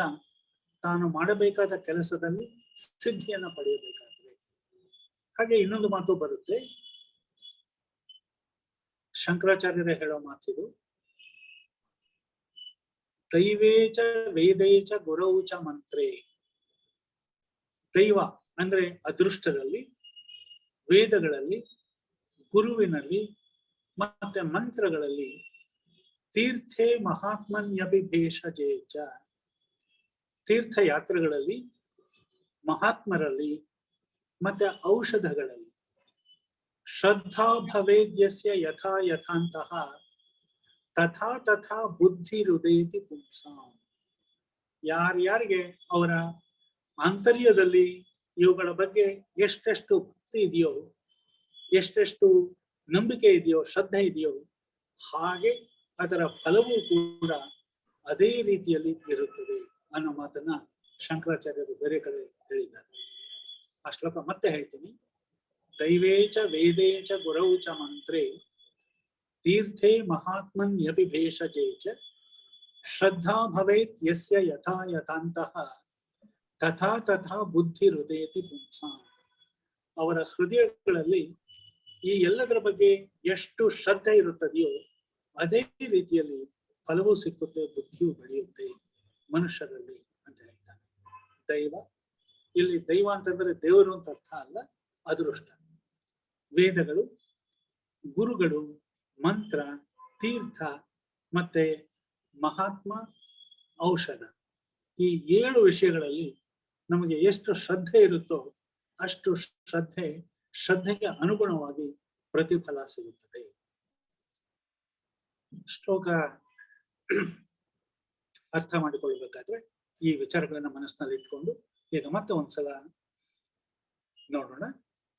ಏಮೇ ಮತಮಿದಂ ನಿತ್ಯಂ ಅನುತಿಷ್ಠಂತೆ ಮಾನವಾಃ ಶ್ರದ್ಧಾವಂತಃ ಅನಸೂಯಂತಃ ಮುಚ್ಯಂತೆ ತೇಭಿ ಕರ್ಮಭಿಃ. ಯೇ ಮಾನವಾಃ, ಯಾವ ಮನುಷ್ಯರು ಅನಸೂಯಂತಹ ದ್ವೇಷ ಮತ್ತು ಅಸೂಯೆಗಳನ್ನ ಹೊಂದದೆ, ದ್ವೇಷ ಅಥವಾ ಅಸೂಯೆ ಇಲ್ಲದೆ, ಶ್ರದ್ಧಾವಂತರಾಗಿ, ನಿತ್ಯಂ ಯಾವಾಗಲೂ, ಮೇ ನನ್ನ, ಇದಂ ಮತಂ ಈ ಮತಕ್ಕೆ, ಅನುತಿಷ್ಠಂತಿ ಅನುಸಾರವಾಗಿ ನಡೆದುಕೊಳ್ತಾರೆಯೋ, ತೇ ಅಪಿ ಕರ್ಮಭಿಹಿ ಮುಚ್ಯಂತೆ ಆ ಮನುಷ್ಯರು ಸಹ ತಮ್ಮ ಎಲ್ಲ ಕರ್ಮಗಳಿಂದಲೂ ಬಿಡುಗಡೆ ಪಡೆಯುತ್ತಾರೆ. ಸೊ ಇದು ಶ್ಲೋಕದ ಅರ್ಥ ತಾತ್ಪರ್ಯ. ಇಲ್ಲಿ ತೇಪಿ ಮುಚ್ಯಂತೆ ಸರ್ವಕರ್ಮಭಿಹಿ ಅಪಿ ಕರ್ಮಭಿಹಿ ಅಂತಂದ್ರೆ, ಇಲ್ಲಿ ಕರ್ಮಗಳು ಅಂತಂದ್ರೆ ನಾನು ಹೇಳಿದ ಹಾಗೆ 3 ರೀತಿಯ ವಿಭಾಗಗಳಿವೆ ಕರ್ಮಗಳಲ್ಲಿ. ಅವುಗಳಲ್ಲಿ 2 ರೀತಿಯ ಕರ್ಮಗಳಿಂದ ಅವ್ರಿಗೆ ಮುಕ್ತಿ ಸಿಗುತ್ತೆ. ಆದರೆ ಯಾವ ಕರ್ಮ ಈಗಾಗಲೇ ಫಲ ಕೊಡಲು ಪ್ರಾರಂಭಿಸಿರುತ್ತದೆಯೋ ಆ ಕರ್ಮಗಳನ್ನು ಮಾತ್ರ ಅವರು ಇಹದಲ್ಲಿಯೇ ಅನುಭವಿಸಬೇಕಾಗಿ ಬರುತ್ತೆ. ಆ ಮಾತನ್ನ ನೆನಪಿನಲ್ಲಿ ಇಟ್ಕೋಬೇಕು. ಮುಂದೆ ಹೋಗೋಣ. ಇದಕ್ಕೆ ಇನ್ನೊಂದು ಸನ್ನಿವೇಶವನ್ನ ತೆಗೆದುಕೊಂಡು ಹೇಳ್ತಾನೆ. ಅಂದ್ರೆ ವ್ಯತಿರೇಕದ ಒಂದು ಉದಾಹರಣೆಯನ್ನ ಕೊಡ್ತಾನೆ. ಈ ಶ್ಲೋಕದಲ್ಲಿ ಅಂದ್ರೆ 31ನೇ ಶ್ಲೋಕದಲ್ಲಿ ಅನಸೂಯಂತಹ ಅಸೂಯೆ ಇಲ್ಲದಂತಹ ಅನ್ನೋ ಮಾತು ಬಂತು. ಇಲ್ಲಿ ಅಸೂಯೆ ಯಾರಿಗಿದೆಯೋ ಅಂತಹವ್ರು ಏನ್ ಮಾಡ್ತಾರೆ ಅಂತ ಹೇಳ್ತಾನೆ. ಅವರು ಏನಾಗ್ತಾರೆ ಅಂತ ಅನ್ನೋದನ್ನು ಹೇಳ್ತಾನೆ. 32ನೇ ಶ್ಲೋಕ. ಯೇ ತ್ವೇತದಭ್ಯಸೂಯಂತಹ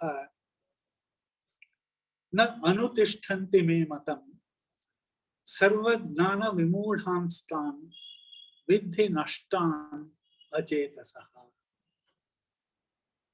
ಏತು ಅಭ್ಯಸೂಯಂತಹ ಯಾರು ನನ್ನ ವಿಚಾರದಲ್ಲಿ ಅಸೂಯೆಯನ್ನ ಹೊಂದಿರ್ತಾರೆಯೋ, ಮೇ ನನ್ನ ಬಗ್ಗೆ, ಏತತ್ ಮತಂ ನ ಅನುತಿಷ್ಠಂತಿ ಅವರು ನನ್ನ ಮತವನ್ನ, ನಾನು ಹೇಳುವ ಮಾತುಗಳನ್ನ ಅನುಸರಿಸದೇ ಇದ್ದ ಪಕ್ಷದಲ್ಲಿ, ಸರ್ವಜ್ಞಾನ ವಿಮೂಢಾನ್ ಅಚೇತಸಃ ತಾನ್ ನಷ್ಟಾನ್ ವಿದ್ಧಿ. ತಾನ್ ವಿದ್ಧಿ ಅವರನ್ನ ತಿಳಿದುಕೋ. ಏನಂತ? ಸರ್ವಜ್ಞಾನ ವಿಮೂಢಾನ್, ಅವರ ಜ್ಞಾನ ತುಂಬಾ ಪರಿಮಿತವಾದದ್ದು. ಅವರ ಜ್ಞಾನ ಮೋಹದಿಂದ ಕೂಡಿದೆ. ಅವರ ಮನಸ್ಸು ಅವಿವೇಕದಿಂದ ತುಂಬಿರುತ್ತೆ. ಅಚೇತಸಃ, ಅವರ ಮನಸ್ಸು ಯುಕ್ತವಾದ ರೀತಿಯಲ್ಲಿ ಇರೋದಿಲ್ಲ. ನಷ್ಟಾನ್ ವಿಧಿ, ಅವರು ಪುರುಷಾರ್ಥ ವಿಹೀನರಾಗಿರುವುದರಿಂದ ಈ ಜಗತ್ತಿಗೆ ಅಪ್ರಾಪ್ಯರು, ಅಯೋಗ್ಯರು ಅಂತ ತಿಳಿ. ಇಲ್ಲಿ ಕೃಷ್ಣ ಪರಮಾತ್ಮ ಹೇಳೋ ಮಾತು ಇಷ್ಟೇ. ತಾನು ಯಾವ ಒಂದು ವಿಚಾರವನ್ನ ಈ ಭಗವದ್ಗೀತೆಯಲ್ಲಿ 18 ಅಧ್ಯಾಯಗಳಲ್ಲಿ ತಿಳಿಸಿಕೊಟ್ಟಿದ್ದಾನೆ, ಅದು ಬರೀ ಜನ ಅದರ ಬಗ್ಗೆ ತಿಳಿದುಕೊಂಡಿದ್ರೆ ಸಾಲದು, ಅದನ್ನ ಅನುಷ್ಠಾನಕ್ಕೆ ತಂದುಕೋಬೇಕು.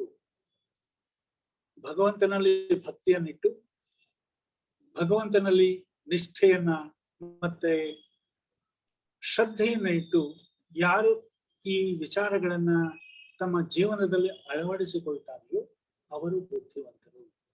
ಅವರಿಗೆ ಪುನರ್ಜನ್ಮ ಇರೋದಿಲ್ಲ.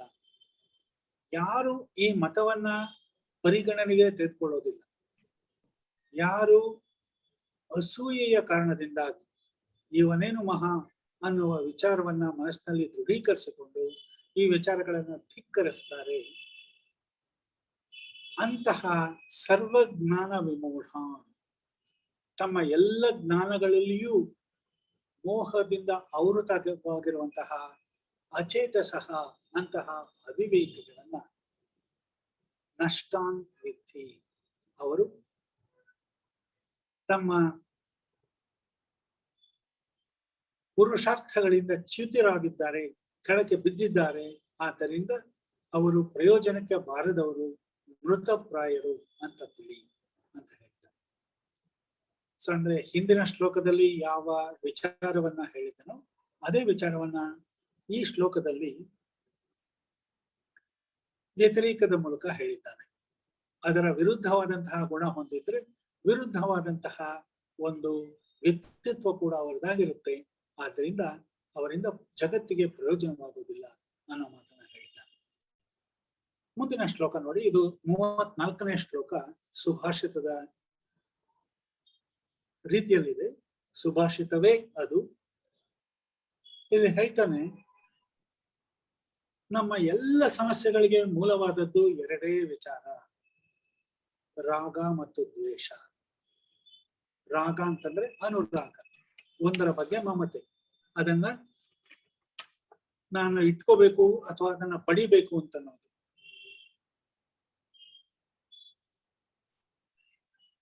ಎರಡನೆಯದು, ಕ್ಷಮಿಸಿ, ಅದರ ಹಿಂದಿನ ಶ್ಲೋಕ 33ನೇದು, ಅದರ ಬಗ್ಗೆ ಹೇಳಿಲ್ಲ, ಕ್ಷಮಿಸಿ, 33ನೇ ಶ್ಲೋಕ ನೋಡಿ. ಸದೃಶಂ ಚೇಷ್ಟತೆ ಸ್ವಸ್ಯಾಹ ಪ್ರಕೃತಿರ್ ಜ್ಞಾನವಾನಪಿ ಪ್ರಕೃತಿಂ ಯಾಂತಿ ಭೂತಾನಿ ನಿಗ್ರಹ ಕಿಂ ಕರಿಷ್ಯತಿ. ಇದು ಕೂಡ ಈ 33ನೇ ಶ್ಲೋಕವು ಕೂಡ ಉತ್ತಮವಾದಂತಹ ಸುಭಾಷಿತ. ಇವೆರಡು 33, 34 ಎರಡೂ ಅಷ್ಟೆ. ಈ 33ನೇ ಶ್ಲೋಕದಲ್ಲಿ ಏನ್ ಹೇಳ್ತಾನೆ, ಒಬ್ಬ ವ್ಯಕ್ತಿ ತುಂಬಾ ಬುದ್ಧಿವಂತ ಇರ್ಬೋದು, ಆದ್ರೂ ಕೂಡ ಅವನ ಇಂದ್ರಿಯಗಳು, ಕರ್ಮೇಂದ್ರಿಯಗಳೇ ಆಗ್ಲಿ ಜ್ಞಾನೇಂದ್ರಿಯಗಳೇ ಆಗಲಿ ಅಥವಾ ಮನಸ್ಸೇ ಆಗಲಿ, ಸದೃಶಂ ಚೇಷ್ಟತೆ, ಅವನ ಕರ್ಮಗಳು ಯಾವ ತರ ಅವನನ್ನು ಆಡಿಸುತ್ತವೆ, ಅವನ ಗುಣಗಳು ಅವನನ್ನ ಯಾವ ರೀತಿ ಕೀಲ್ಗೊಂಬೆ ತರ ಆಡಿಸುತ್ತವೆ, ಅದೇ ತರ ಆಡ್ತಾನ ಅವನು. ಪ್ರಕೃತಿಂ ಯಾಂತಿ ಭೂತ, ಪಂಚಭೂತಗಳು ಕೂಡ ಅವುಗಳ ಮೂಲ ಸ್ವರೂಪಕ್ಕೆ ಹೋಗಿಬಿಡುತ್ತವೆ. ನಿಗ್ರಹ ಕಿಂ ಕರಿಷ್ಯತಿ, ಅವುಗಳ ಮೇಲಿನ ಹತೋಟಿ ಹಠಾತ್ ಆಗಿ ಅವನ ಮನಸ್ಸಿನಿಂದ ಹೊರಟೋಗ್ಬಿಟ್ಟಿರುತ್ತೆ. ಹೀಗಾಗಿ ಅವನು ಕೂಡ ಅನೇಕ ಸಂದರ್ಭಗಳಲ್ಲಿ ಪ್ರಕೃತಿಯ ಕೈಗೊಂಬೆಯಾಗಿ ಬಿಡ್ತಾನೆ. ತುಂಬಾ ಸುಂದರವಾದಂತಹ ಮಾತಿದು.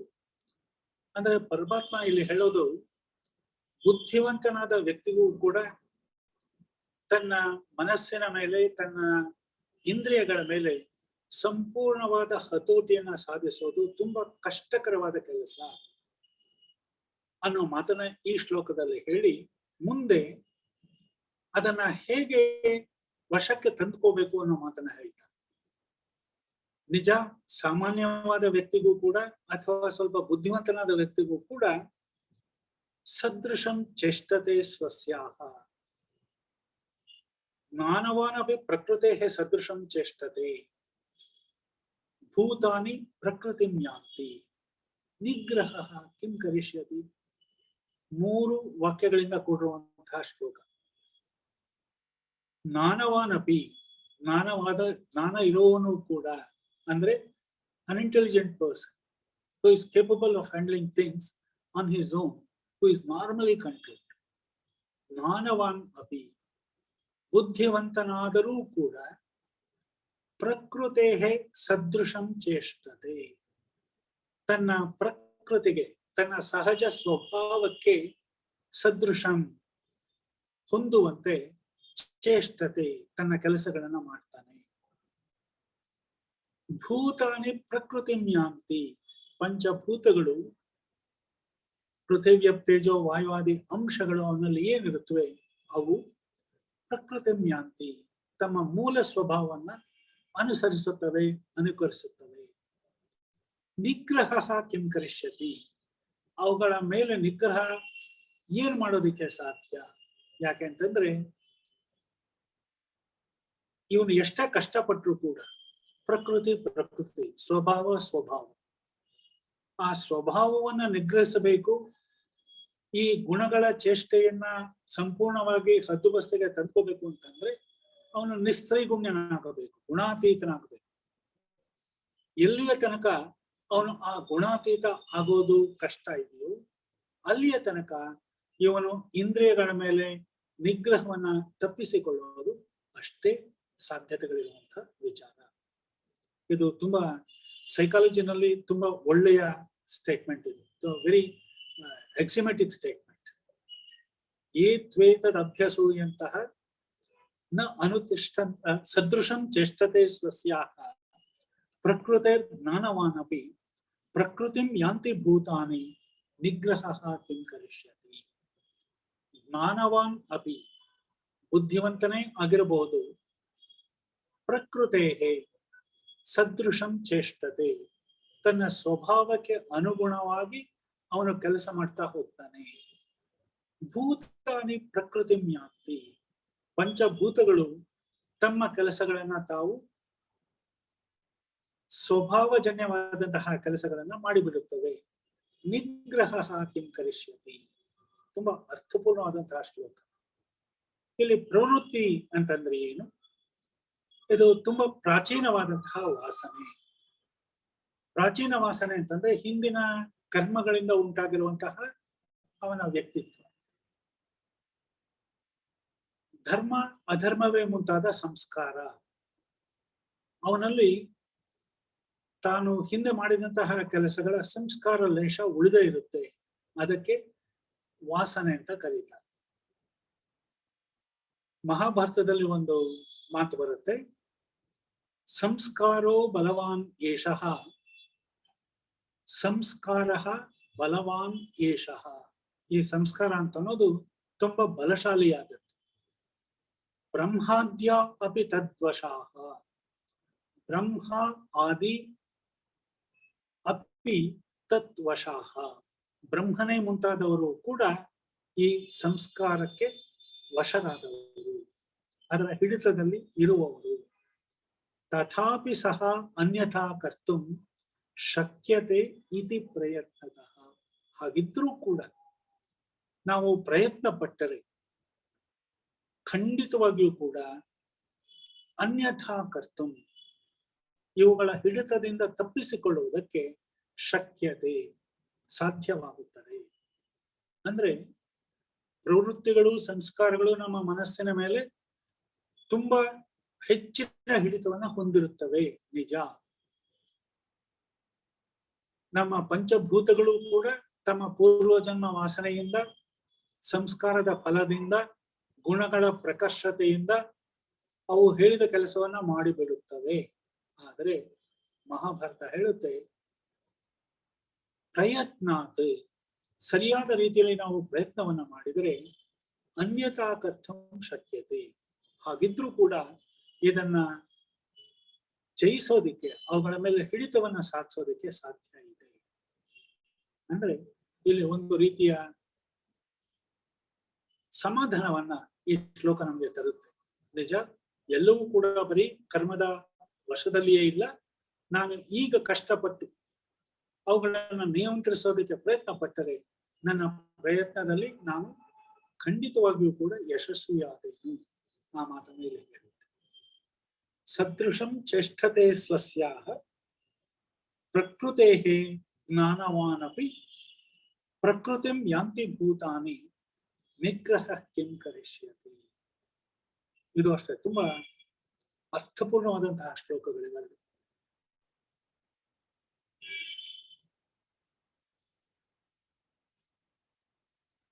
ಭೂತಾನಿ, ಎಲ್ಲ ಪ್ರಾಣಿಗಳು, ಭೂತಾನಿ ಯಾಂತಿ, ಪ್ರಕೃತಿಯನ್ನ, ಸ್ವಭಾವವನ್ನ, ಮೂಲ ಸ್ವಭಾವವನ್ನ ಯಾಂತಿ, ಪಡೆಯುತ್ತವೆ. ತಮ್ಮ ಸ್ವಭಾವದಿಂದ ಪರವಶವಾಗಿ ಕರ್ಮ ಮಾಡುತ್ತವೆ.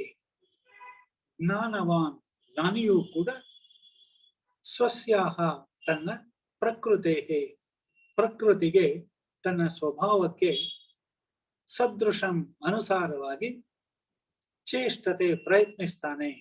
ಇದರಲ್ಲಿ ಯಾವ ನಿಗ್ರಹ, ಯಾವ ಪ್ರತಿರೋಧವು ಕಿಂ ಕರಿಷ್ಯತಿ, ಏನು ಮಾಡಬಲ್ಲದು? ಅಂದ್ರೆ ಉತ್ತರ ಏನು ಮಾಡೋದಕ್ಕೆ ಸಾಧ್ಯ ಇಲ್ಲ ಅಂತ ಅನ್ನೋದು ಸಾಮಾನ್ಯ ಉತ್ತರ. ಆದ್ರೆ ಮಹಾಭಾರತದ ಈ ಶ್ಲೋಕ ಹೇಳೋ ಹಾಗೆ ಬ್ರಹ್ಮನೇ ಮುಂತಾದವ್ರಿಗೂ ಕೂಡ ಈ ಸಂಸ್ಕಾರಗಳು ಬಲವಾಗಿದ್ದು ಅವುಗಳ ಹಿಡಿತದಲ್ಲಿ ಪ್ರತಿಯೊಬ್ಬರು ಇರ್ತಾರೆ ಅಂತಂದ್ರೂ ಕೂಡ ತಥಾಪಿ ಸೋ ಅನ್ಯಥಾ ಕರ್ತುಂ ಪ್ರಯತ್ನತಃ ಶಕ್ಯತೆ. ಪ್ರಯತ್ನ ಪಟ್ಟರೆ ಯಾರೂ ಕೂಡ ಇವುಗಳ ಮೇಲೆ ಜಯವನ್ನ ಸಾಧಿಸೋದಕ್ಕೆ ಸಾಧ್ಯವಾಗುತ್ತೆ. ತುಂಬಾ ಉತ್ತಮವಾದಂತಹ ಶ್ಲೋಕ. ಮುಂದಿನದು ಅಷ್ಟೇ, 34 ಅಷ್ಟೇ ಇದೇ ವಿಚಾರವನ್ನ ಹೇಳ್ತಾನೆ. ಇಂದ್ರಿಯಸ್ಯ ಅರ್ಥೆ ರಾಗದ್ವೇಷೌ ವ್ಯವಸ್ಥಿತೌ ತಯೋರ್ನ ವಶಮಾಗಚ್ಚೇತ್ ತೌ ಹಿ ಅಸ್ಯ ಪರಿಪಂಥಿನೌ. ಇಂದ್ರಿಯಸ್ಯ ಅರ್ಥೆ ರಾಗದ್ವೇಷೌ ವ್ಯವಸ್ಥಿತೌ. ರಾಗ ಮತ್ತು ದ್ವೇಷ ಇವೆರಡೂ ಕೂಡ ಇಂದ್ರಿಯ ಮತ್ತು ಇನ್ನೊಂದು ಇಂದ್ರಿಯ ಅವುಗಳ ನಡುವೆ ವ್ಯವಸ್ಥಿತವು ಒಟ್ಟಾಗಿ ಕೂತಿರುತ್ತವೆ. ತಯೋಹ ವಶಂ ನ ಅಗಚ್ಚೇತ್.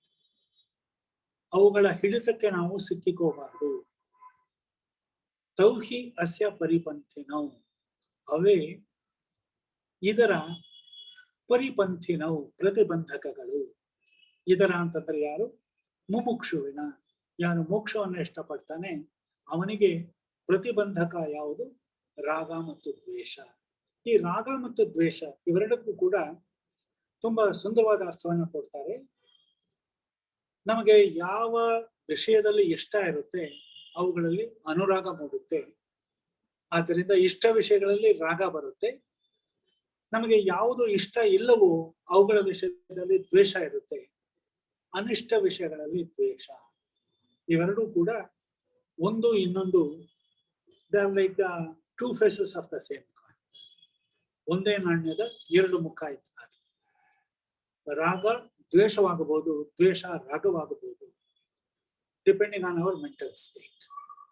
ಆ ಮಾತನ್ನ ಇಲ್ಲಿ ಹೇಳ್ತಾರೆ. ಇಂದ್ರಿಯಸ್ಯ ಅರ್ಥೆ. ಇಲ್ಲಿ ನಾವು ಕೆಲವು ವಿಚಾರಗಳನ್ನ ತಿಳ್ಕೊಬೇಕಾಗುತ್ತೆ. ಇಂದ್ರಿಯಗಳು ಕರ್ಮೇಂದ್ರಿಯಗಳು ಮತ್ತೆ ಜ್ಞಾನೇಂದ್ರಿಯಗಳು. ಮತ್ತೆ ಸೂಕ್ಷ್ಮೇಂದ್ರಿಯಗಳು ಅಂತಂದ್ರೆ ಅವು ಮನಸ್ಸು, ಬುದ್ಧಿ, ಅಹಂಕಾರ. ಮತ್ತು ವೇದಾಂತಗಳ ಪ್ರಕಾರ ಚಿತ್ತ ಅಂತ ಅನ್ನೋದು ಕೂಡ ಒಂದು ಇಂಟರ್ನಲ್ ಸೆನ್ಸ್ ಆರ್ಗನ್, ಒಂದು ಸೂಕ್ಷ್ಮೇಂದ್ರಿಯ ಅಂತ ಅನ್ನಿಸ್ಕೊಳ್ಳುತ್ತೆ. ಪ್ರಿಯ ವಸ್ತುವಿನ ಬಗ್ಗೆ ಅದು ಹೊರಗಿಂದು, ಅದ್ರ ಬಗ್ಗೆ ನಮ್ಗೆ ರಾಗ ಆಗ್ಬೋದು, ಅನುರಾಗ ಉಂಟಾಗ್ಬೋದು. ಈ ಹೊರಗಿನ ವಿಷಯದ ಬಗ್ಗೆ ನಮಗೆ ದ್ವೇಷನೂ ಉಂಟಾಗ್ಬೋದು, ವಿರಾಗನೂ ಉಂಟಾಗ್ಬೋದು. ಅದು ಯಾವಾಗ ನಮ್ಗೆ ಅಪ್ರಿಯ ಅಂತ ಅನ್ಸುತ್ತೋ ಆವಾಗ.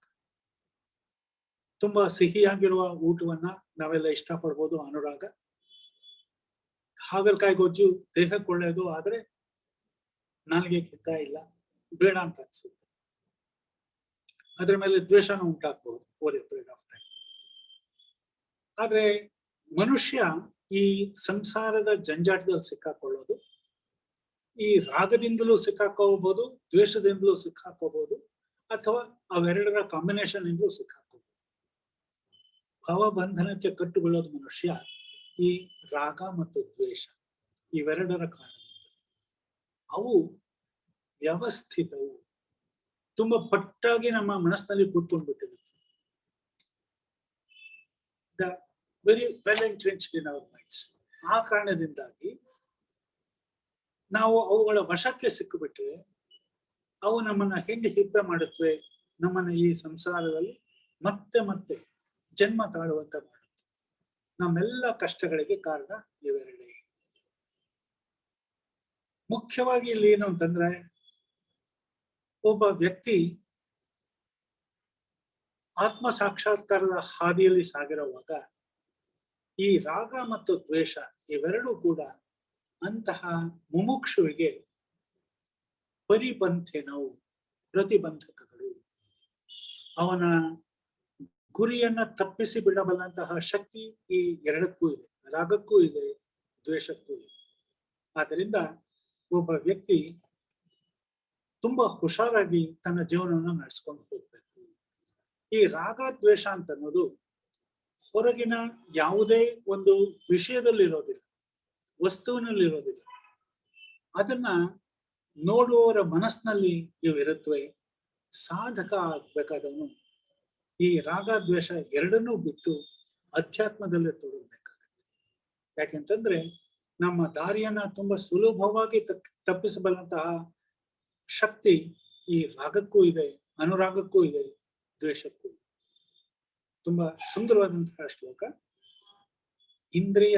ಇಂದ್ರಿಯಸ್ಯಾರ್ಥೆ ರಾಗದ್ವೇಷೌ ವ್ಯವಸ್ಥಿತೌ ತಯೋರ್ನ ವಶಮಾಗಚ್ಚೆ ತೌ ಹ್ಯಸ್ಯ ಪರಿಪಂಥಿನೌ.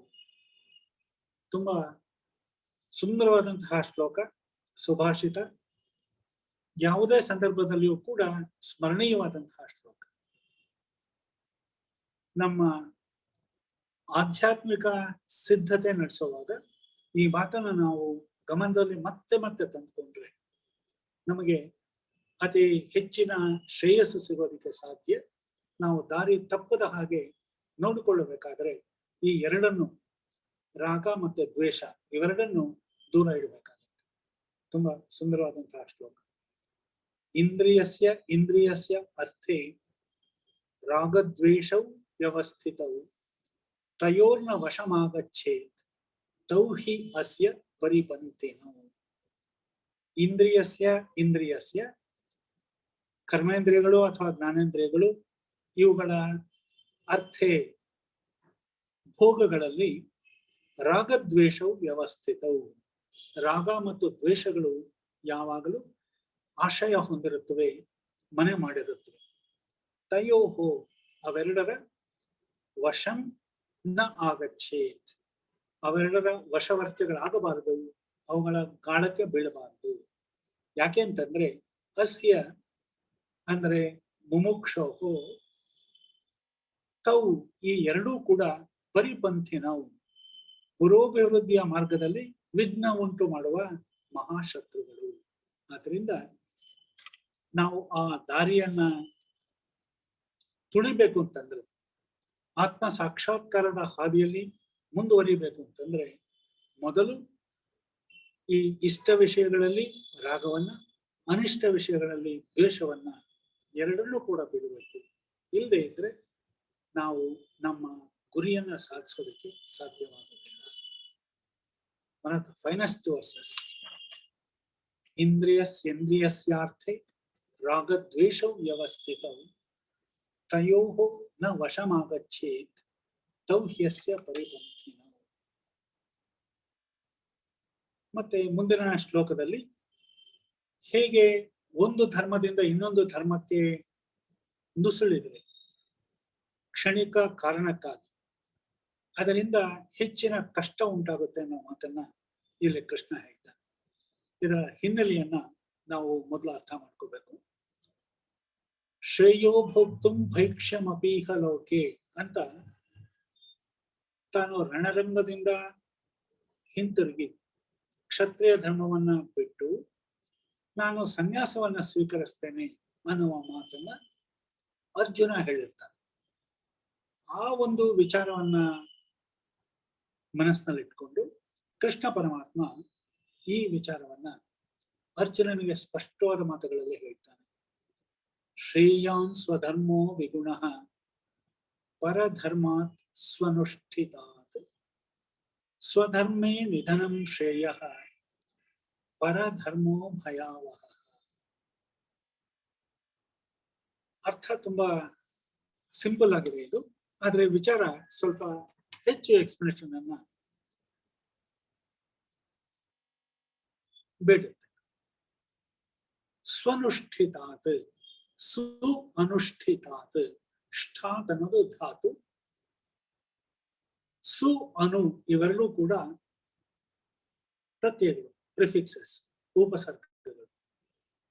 ಚೆನ್ನಾಗಿ ಅನುಷ್ಠಾನ ಮಾಡಲ್ಪಡುವ, ಸು ಅನುಷ್ಠಿತಾತ್, ಚೆನ್ನಾಗಿ ನಡೆಸಿಕೊಂಡು ಬರಲ್ಪಡುವ, ಪರಧರ್ಮಾತ್, ಬೇರೆಯ ನನಗೆ ಸೇರಿಲ್ಲದ ಧರ್ಮಕ್ಕಿಂತಲೂ, ವಿಗುಣ ಗುಣವಿಲ್ಲದಂತಹ, ಸ್ವಧರ್ಮ ನನ್ನ ಕರ್ತವ್ಯಗಳೇ, ಶ್ರೇಯಾನ್ ಅದಕ್ಕಿಂತ ಉತ್ತಮವಾದದ್ದು, ನನಗೆ ಶ್ರೇಯಸ್ಸನ್ನು ಉಂಟು ಮಾಡುವಂತಹುದು. ಸ್ವಧರ್ಮೇ ನಿಧನಂ ಶ್ರೇಯ, ನನ್ನ ಧರ್ಮವನ್ನ ಆಚರಿಸುತ್ತಾ ಅದರಲ್ಲಿ ನಾನು ಸಾಯುವುದೇ ನನಗೆ ಶ್ರೇಯಸ್ಕರ. ಪರಧರ್ಮ ಭಯಾವಹ, ಬೇರೆ ಧರ್ಮ ಭಯವನ್ನ ಉಂಟು ಮಾಡುತ್ತದೆ. ಇದು ತುಂಬಾ ಸರಳವಾದಂತಹ ವಿವರಣೆ. ಕೆಲವು ವಿಚಾರಗಳನ್ನ ಇಲ್ಲಿ ಪ್ರಸ್ತಾಪ ಮಾಡಬೇಕಾಗತ್ತೆ. ಧರ್ಮ ಅಂತಂದ್ರೆ ಏನು? ಇದು ಮುಖ್ಯವಾದಂತಹ ವಿಷಯ.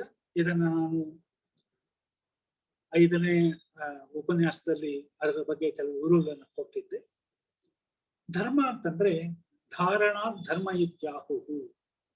ಯಾವುದು ನಮ್ಮನ್ನ ಭರಿಸುತ್ತದೆಯೋ, ಯಾವುದು ನಮ್ಮನ್ನ ಪೋಷಿಸುತ್ತದೆಯೋ ಅದಕ್ಕೆ ಧರ್ಮ ಅಂತ ಕರಿತೀವಿ. ಇದು ಅದರ ಎಟಿಮಲಾಜಿಕಲ್ ಮೀನಿಂಗ್ ಅಂತ ಕರಿತೀವಿ. ಅಂದ್ರೆ ಒಂದು ಪದ ಶಕ್ತಿಯಿಂದ ಬರುವಂತಹ ಅರ್ಥ ಧಾರಣ ಧರ್ಮ. ನಮ್ಮನ್ನ ಧರಿಸುತ್ತೆ ಪೋಷಿಸುತ್ತೆ ಅಂತಾರೆ. ಅರ್ಥ ಏನು? ನಾವು ಅಂತಂದ್ರೆ ಬರೀ ನಾನು ಮಾತ್ರ ಅಲ್ಲ, ಇಡೀ ಜಗತ್ತು, ಜಗತ್ತಿನಲ್ಲಿರುವ ಎಲ್ಲ ಜನಾಂಗ, ಎಲ್ಲರನ್ನ ಪೋಷಿಸುವಂತಹದ್ದು ಧರ್ಮ, ಸಾಧಾರಣ ಧರ್ಮ. ಮನು ಅನೇಕ ಕಡೆ ಹೇಳ್ತಾನೆ, ಅವನು ಧರ್ಮದ ವ್ಯಾಖ್ಯಾನವನ್ನ ಮಾಡುವಾಗ ಅಹಿಂಸೆ, ಕ್ರೋಧ ಇಲ್ಲದೆ ಇರೋದು, ಬೇರೆಯವರ ಹಣಕ್ಕೆ ಆಸೆ ಪಡದೇ ಇರುವಂಥದ್ದು, ಇವೆಲ್ಲವೂ ಕೂಡ ಸಾಮಾನ್ಯ ಧರ್ಮಗಳು, ಎಲ್ಲರೂ ಅನುಸರಿಸಬೇಕಾದಂತಹ ಧರ್ಮಗಳು. ಇದಕ್ಕೆ ಸಾಮಾನ್ಯ ಧರ್ಮ ಅಂತ ಕರೀತೀವಿ. ಎರಡನೆಯದು ವರ್ಣಧರ್ಮ. ಈ ವರ್ಣಧರ್ಮದಲ್ಲಿ ಕೃಷ್ಣ ಮುಂದೆ ಹೇಳ್ತಾನೆ, ಚಾತುರ್ವರ್ಣ್ಯಂ ಮಯಾ ಸೃಷ್ಟಂ ಗುಣಕರ್ಮ ವಿಭಾಗಶಃ ಅನ್ನೋ ಮಾತು. ಗುಣ ಅಂದ್ರೆ ಸತ್ವ, ರಜಸ್ ಮತ್ತು ತಮಸ್, ಹಾಗೂ ಮಾಡಬೇಕಾದಂತಹ ಅಥವಾ ಮಾಡುತ್ತಿರುವ ಕೆಲಸ, ಈ ಎರಡರ ಆಧಾರದ ಮೇಲೆ ವರ್ಣಗಳ ವಿಭಜನೆ ಆಗಿದೆ. ಇಲ್ಲಿ ಉತ್ತಮ ವರ್ಣ ಮತ್ತೆ ಹೀನ ವರ್ಣ ಅಂತ ಅರ್ಥ ಅಲ್ಲ.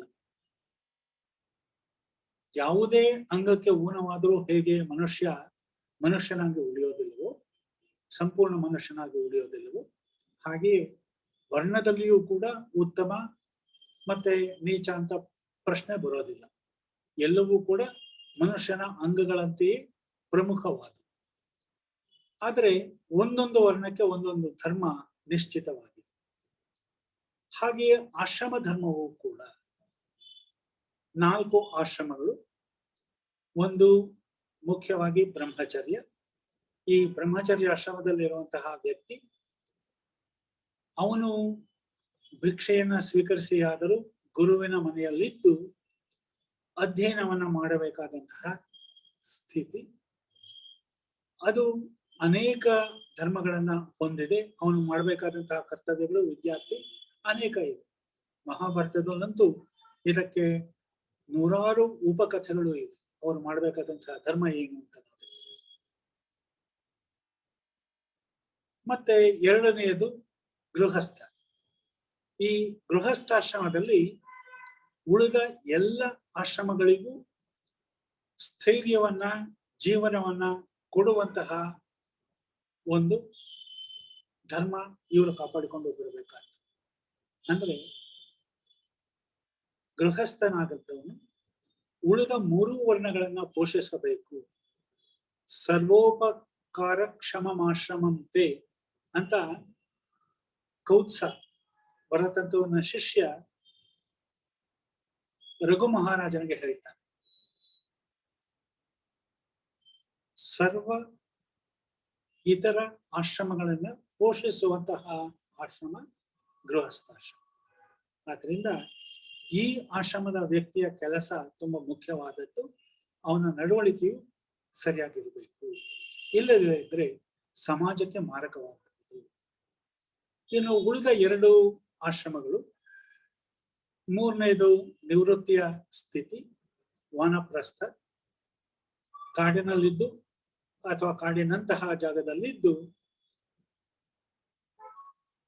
ಬೇರೆಯವರಿಗೆ ಜ್ಞಾನವನ್ನ ಬೋಧಿಸ್ತಾ ತನ್ನ ಜೀವನವನ್ನು ನಿರೂಪಿಸಿಕೊಂಡು ಅಲ್ಲಿ ತುಂಬಾ ಮಿತವಾದ ರೀತಿಯಲ್ಲಿ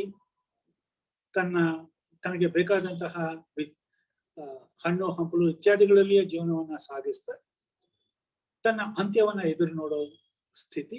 ಮತ್ತು 4ನೇದು ಸನ್ಯಾಸ. ಸೊ ಈ 4 ಆಶ್ರಮಗಳಲ್ಲಿ ಪ್ರತಿಯೊಬ್ಬ ಆಶ್ರಮಿಗೂ ತನ್ನದೇ ಆದಂತಹ ಧರ್ಮ ಇರುತ್ತೆ. ಅವನು ಅದನ್ನ ಕಾಪಾಡಿಕೊಂಡು ಬರಬೇಕಾಗುತ್ತೆ.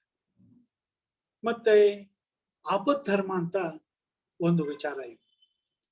ಅಂದ್ರೆ ಕೃಚ್ಛ ಕಾಲದಲ್ಲಿ ಏನು ದೊರೆಯದೇ ಇರುವಂತಹ ಸಂದರ್ಭದಲ್ಲಿ ಈ ಅನೇಕ ವಿಚಾರಗಳನ್ನ ನಡೆಸ್ಕೊಂಡು ಬರೋದಕ್ಕೆ ಸಾಧ್ಯ ಆಗದೇ ಇರುವಾಗ ಆ ಆಪತ್ತಿನ ಸಂದರ್ಭದಲ್ಲಿ ಯಾವುದಕ್ಕೆ ವಿಶೇಷ ಸೌಲಭ್ಯಗಳು ಇವೆ ಅನ್ನೋದನ್ನ ಅದು ಪಟ್ಟಿ ಮಾಡಿ ಕೊಡುತ್ತೆ. ಈ ಎಲ್ಲ ಆಶ್ರಮಗಳಿಗೂ ಅನ್ವಯವಾಗುವಂಥದ್ದು ಆಪದ್ಧರ್ಮ. ಮತ್ತೆ ಧರ್ಮ ಸೂಕ್ಷ್ಮ ಅಂತ ನಾವು ಮಾತು ಇದೆ. ಕೆಲವು ಸಂದರ್ಭಗಳಲ್ಲಿ ಈ ಧರ್ಮ ಸೂಕ್ಷ್ಮ ಅಂತ ಅನ್ನೋದನ್ನ ನಾವು ಕಾಣ್ತೀವಿ. ಧರ್ಮ ಸೂಕ್ಷ್ಮ ಅಂತಂದ್ರೆ ಒಬ್ಬ ವ್ಯಕ್ತಿ ಧರ್ಮ ಅಧರ್ಮಗಳ ಮಧ್ಯೆ ಅವನು ಹೊಡೆದಾಡೋದಿಲ್ಲ. ಇದು ಅಧರ್ಮ ಅಂತ ಗೊತ್ತಾದ್ರೆ ಅದನ್ನ ಕೈ ಬಿಡ್ಲೇಬೇಕಾಗತ್ತೆ. ಆದ್ರಿಂದ ಧರ್ಮವನ್ನೇ ತಿಳಿಬೇಕು. ಯಾವುದೇ ರೀತಿಯ ಕಾನ್ಫ್ಲಿಕ್ಟ್ ಒದಗಿ ಬಂದಾಗ ಆ ಕಾನ್ಫ್ಲಿಕ್ಟ್ ಧರ್ಮ ಮತ್ತು ಧರ್ಮಗಳ ನಡುವೆ ಬಂದಾಗ ಈ ಧರ್ಮ ಸೂಕ್ಷ್ಮವನ್ನ ನೋಡ್ಬೇಕಾಗಿ ಬರುತ್ತೆ. ಉದಾಹರಣೆಗೆ ದುಷ್ಯಂತ ಅಭಿಜ್ಞಾನ ಶಾಕುಂತಲದಲ್ಲಿ ಒಂದು ಮಾತು ಹೇಳ್ತಾನೆ. 5ನೇ ಅಂಕದಲ್ಲಿ ಶಕುಂತಲೆಯನ್ನ ಕರ್ಕೊಂಡು ಕಣ್ವ ಮಹರ್ಷಿಯ ಶಿಷ್ಯರು ಮತ್ತೆ ಆಕೆಯ ಸಾಕು ತಾಯಿ ಅವರನ್ನ ಕರ್ಕೊಂಡ್ ಬಂದಾಗ ಈಕೆಯನ್ನ ನಾನು ಒಪ್ಕೋಬೇಕು ಒಪ್ಕೋಬಾರದು ಅನ್ನುವ ವಿಚಾರ ದುಷ್ಯಂತನ ಮನಸ್ಸಿನಲ್ಲಿ ಮೂಡುತ್ತೆ. ದುಷ್ಯಂತನಿಗೆ ಅವಳನ್ನ ಮದುವೆಯಾದ ವಿಚಾರ ಮರ್ತು ಹೋಗಿರುತ್ತೆ ಒಂದು ಶಾಪದ ಕಾರಣದಿಂದ. ಆ ಶಾಪ ನಿವಾರಣೆಗೆ ಯಾವ ಉಂಗುರ ತರಬೇಕಾಗಿತ್ತೋ ಅದು ಒಂದು ನದಿಯಲ್ಲಿ ಜಾರಿ ಬಿದ್ದು ಹೋಗಿರುತ್ತೆ. ಆಗ ಅವನ ಮನಸ್ಸಿನಲ್ಲಿ ಉದ್ಭವವಾಗುವ ಸಮಸ್ಯೆ, ನಾನು ಇವಳನ್ನ ಒಪ್ಪಿಕೊಂಡರೆ ಒಂದು ಅವಳು ನನ್ನಿಂದ ವರಿಸಲ್ಪಟ್ಟವಳಾಗಿದ್ರೆ ತೊಂದರೆ ಆಗೋದಿಲ್ಲ. ಆದರೆ ಆವಾಗ ನಾನು ಒಂದೇ ಒಂದು ಪಾಪಕ್ಕೆ ಗುರಿಯಾಗಬೇಕಾಗತ್ತೆ. ಯಾರ ಕೈ ಹಿಡಿದು ಅವಳನ್ನ ನಾನು ಸಲಹುತ್ತೀನಿ ಅಂತ ಒಂದು ಪ್ರತಿಜ್ಞೆ ತಗೊಂಡಿರ್ತೀನಿ ಮದುವೆಯ ಸಂದರ್ಭದಲ್ಲಿ, ಆ ಒಂದು ಪ್ರತಿಜ್ಞೆಗೆ ಅಡಚಣೆ ಉಂಟಾಗತ್ತೆ. ದಾರತ್ಯಾಗಿ ಭವಾಮಿ, ಹೆಂಡತಿಯನ್ನ ಬಿಟ್ಟವನು ಅನ್ನುವ ಪಾಪಕ್ಕೆ ಗುರಿಯಾಗ್ತೀನಿ.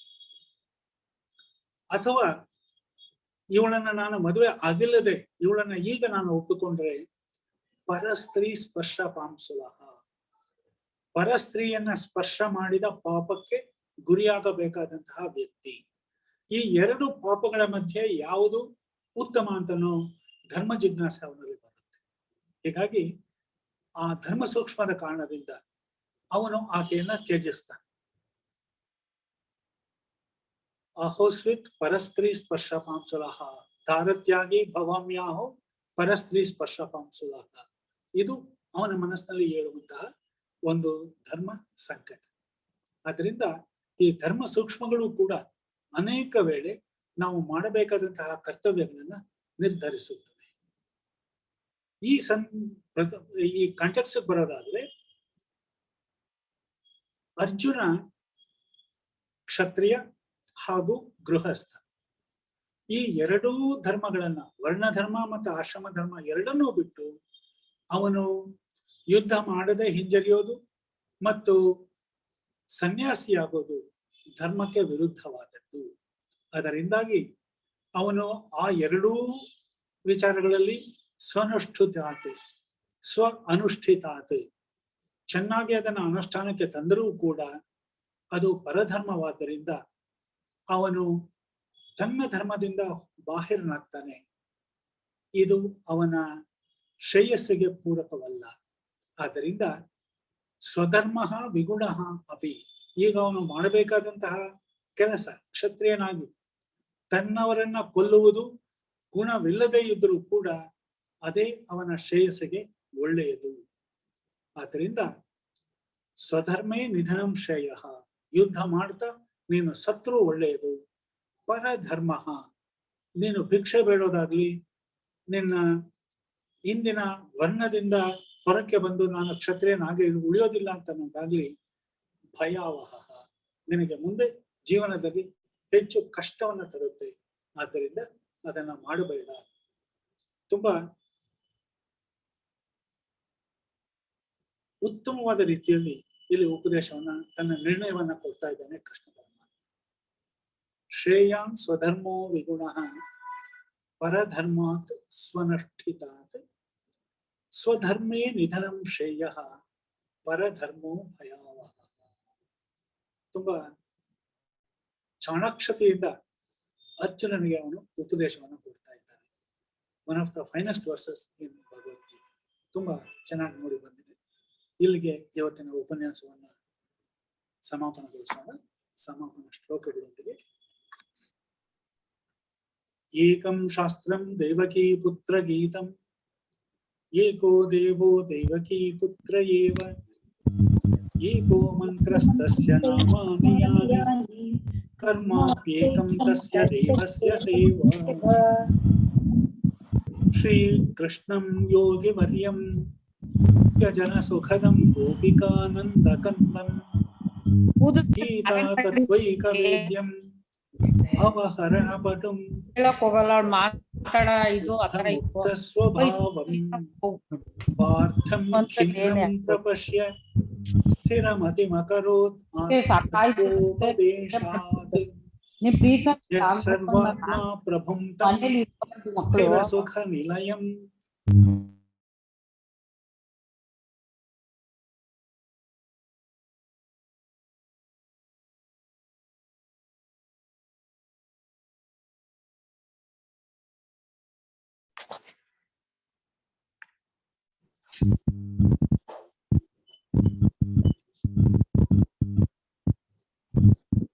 ಮಹಾತ್ಮೆ ಶ್ಲೋಕಗಳನ್ನ ಹೇಳಿಮ್ಮ. ಮೇಡಮ್. ಸಮಿತಂ ಪುಣ್ಯಂ ಯಪ್ತೇತ್ ಪ್ರೇತಪುಮಾನ್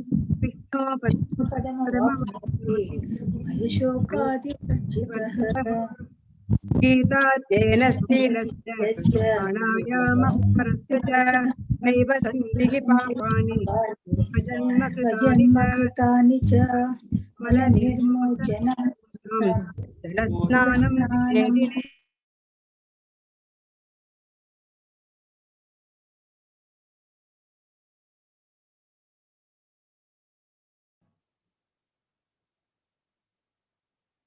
ಕೇಳಿಸ್ತಾ ಇಲ್ಲಮ್ಮ? ಅನ್ಮ್ಯೂಟ್ ಮಾಡ್ಕೊಂಡು ಹೇಳಿಮ್ಮ. ಗೀತಾ ಸಮಿತಂ ಪುಣ್ಯಂ ಯಃ ಪಠೇತ್ ಪ್ರೇತಃ ಪುಮಾನ್ ವಿಷ್ಣೋ ಪದಮವಾಪ್ನೋತಿ ಭಯಶೋಕಾದಿವರ್ಜಿತಃ.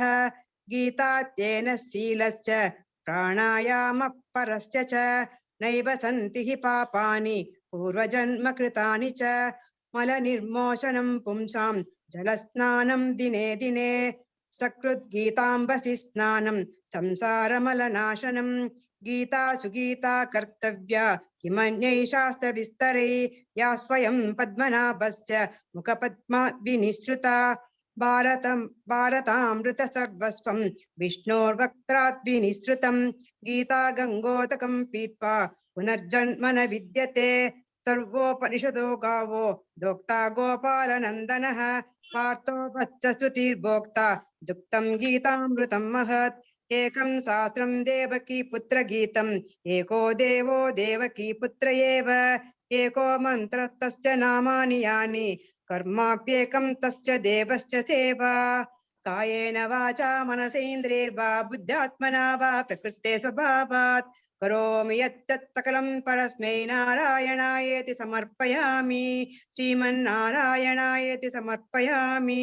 ಹರಿ ಓಂ. ಶ್ರೀ ಗುರುಭ್ಯೋ ನಮಃ. ಥ್ಯಾಂಕ್ ಯು ಗುರುಗಳೇ. ನಮಸ್ಕಾರಮ್ಮ, ಧನ್ಯವಾದಗಳು.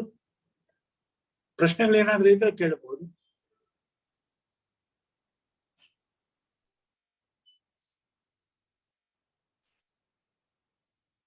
ಈ ದಿನದ ಪ್ರವಚನದ ಬಗ್ಗೆ ಯಾರಾದ್ರೂ ಪ್ರಶ್ನೆಗಳಿದ್ರೆ ಅನ್ಮ್ಯೂಟ್ ಮಾಡ್ಕೊಂಡು ಕೇಳಿ.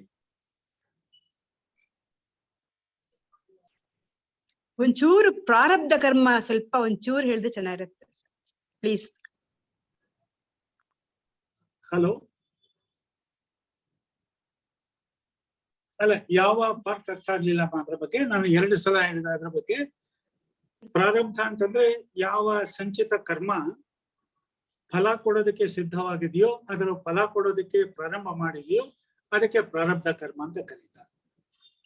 ಅದು ನಾವು ಹಿಂದಿನ ಜನ್ಮಗಳಲ್ಲಿ ಮಾಡಿ ಯಾವುದು ನಮ್ಮ ಅಕೌಂಟ್ ಅಲ್ಲಿ ಇರುತ್ತೋ ಆ ಅಕೌಂಟ್ ಇಂದ ಈಗ ಬರೋದಕ್ಕೆ ಶುರುವಾಗಿದೆ. ಕ್ರೆಡಿಟ್ ಆಗ್ಲಿ ಡೆಬಿಟ್ ಆಗ್ಲಿ.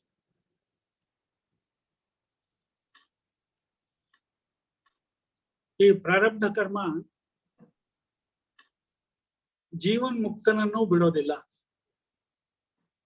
ಜೀವನ್ಮುಕ್ತನೂ ಕೂಡ ಈ ಕರ್ಮದ ಶೇಷವನ್ನ ಅನುಭವಿಸಲೇಬೇಕು. ಈ ಜಗತ್ತಿನಲ್ಲಿ ಯಾರಿಂದಲೂ ಈ ಪ್ರಾರಬ್ಧ ಕರ್ಮವನ್ನ ತಪ್ಪಿಸಿಕೊಳ್ಳೋದಕ್ಕೆ ಸಾಧ್ಯ ಇಲ್ಲ. ಈ ಆಗಾಮಿ ಅಥವಾ ಸಂಚಿತ ಕರ್ಮಗಳು ಒಬ್ಬ ವ್ಯಕ್ತಿ ತನ್ನನ್ನ ಸಾಕ್ಷಾತ್ಕರಿಸ್ಕೊಂಡ ಮೇಲೆ ಅವು ಬಿದ್ದು ಹೋಗುತ್ತವೆ. ಯಾಕೆಂದ್ರೆ ಜ್ಞಾನಾಗ್ನಿ ದಗ್ಧ ಕರ್ಮಾಣಂ ಅಂತಂದ್ರೆ ಅದೇ ಮಾತು. ಜ್ಞಾನ ಎನ್ನುವ ಅಗ್ನಿ ಈ ಎರಡೂ ಕರ್ಮಗಳನ್ನ ಸಂಪೂರ್ಣವಾಗಿ ಭಸ್ಮೀಭೂತವನ್ನಾಗಿಸುತ್ತೆ. ಆದ್ರೆ ಈ ಪ್ರಾರಬ್ಧ ಕರ್ಮ ತನ್ನ ಫಲವನ್ನ ಕೊಡೋದಕ್ಕೆ ಪ್ರಾರಂಭ ಮಾಡಿರೋದ್ರಿಂದಾಗಿ ಅದು ಆ ವ್ಯಕ್ತಿ ಆ ಕರ್ಮವನ್ನ ಅನುಭವಿಸುವ ತನಕ ಅವನನ್ನ ಬಿಡೋದಿಲ್ಲ. ತುಂಬಾ ದೊಡ್ಡ ಪಾಪ ಮಾಡಿದ್ರೆ ಪ್ರಾರಬ್ಧ ಕರ್ಮನ? ಇಲ್ಲ, ದೊಡ್ಡದು ಚಿಕ್ಕದು ಅಂತಲ್ಲ, ಅವನ ಹಿಂದಿನ ಜನ್ಮದ ಸಮಸ್ಯೆಗಳು. ಅಲ್ಲಿ ಅವನು ಯಾವ ಕರ್ಮಗಳನ್ನ ಸಂಚಿತ ಮಾಡಿ ಇಟ್ಕೊಂಡಿರ್ತಾನೆ ಅದರಲ್ಲಿ ಯಾವುದು ಫಲ ಕೊಡೋದಕ್ಕೆ ಸಿದ್ಧವಾಗಿದೆ ಆ ಕರ್ಮಗಳು. ಯಾಕೆಂದ್ರೆ ಚಿಕ್ಕದು ದೊಡ್ಡದು ಇವೆಲ್ಲ ಕೂಡ ರಿಲೇಟಿವ್ ಟರ್ಮ್ಸ್.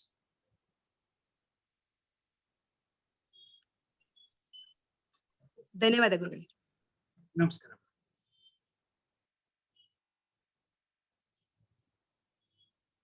ಇನ್ಯಾರಿಗಾದ್ರೂ ಪ್ರಶ್ನೆಗಳಿದೆಯಾ?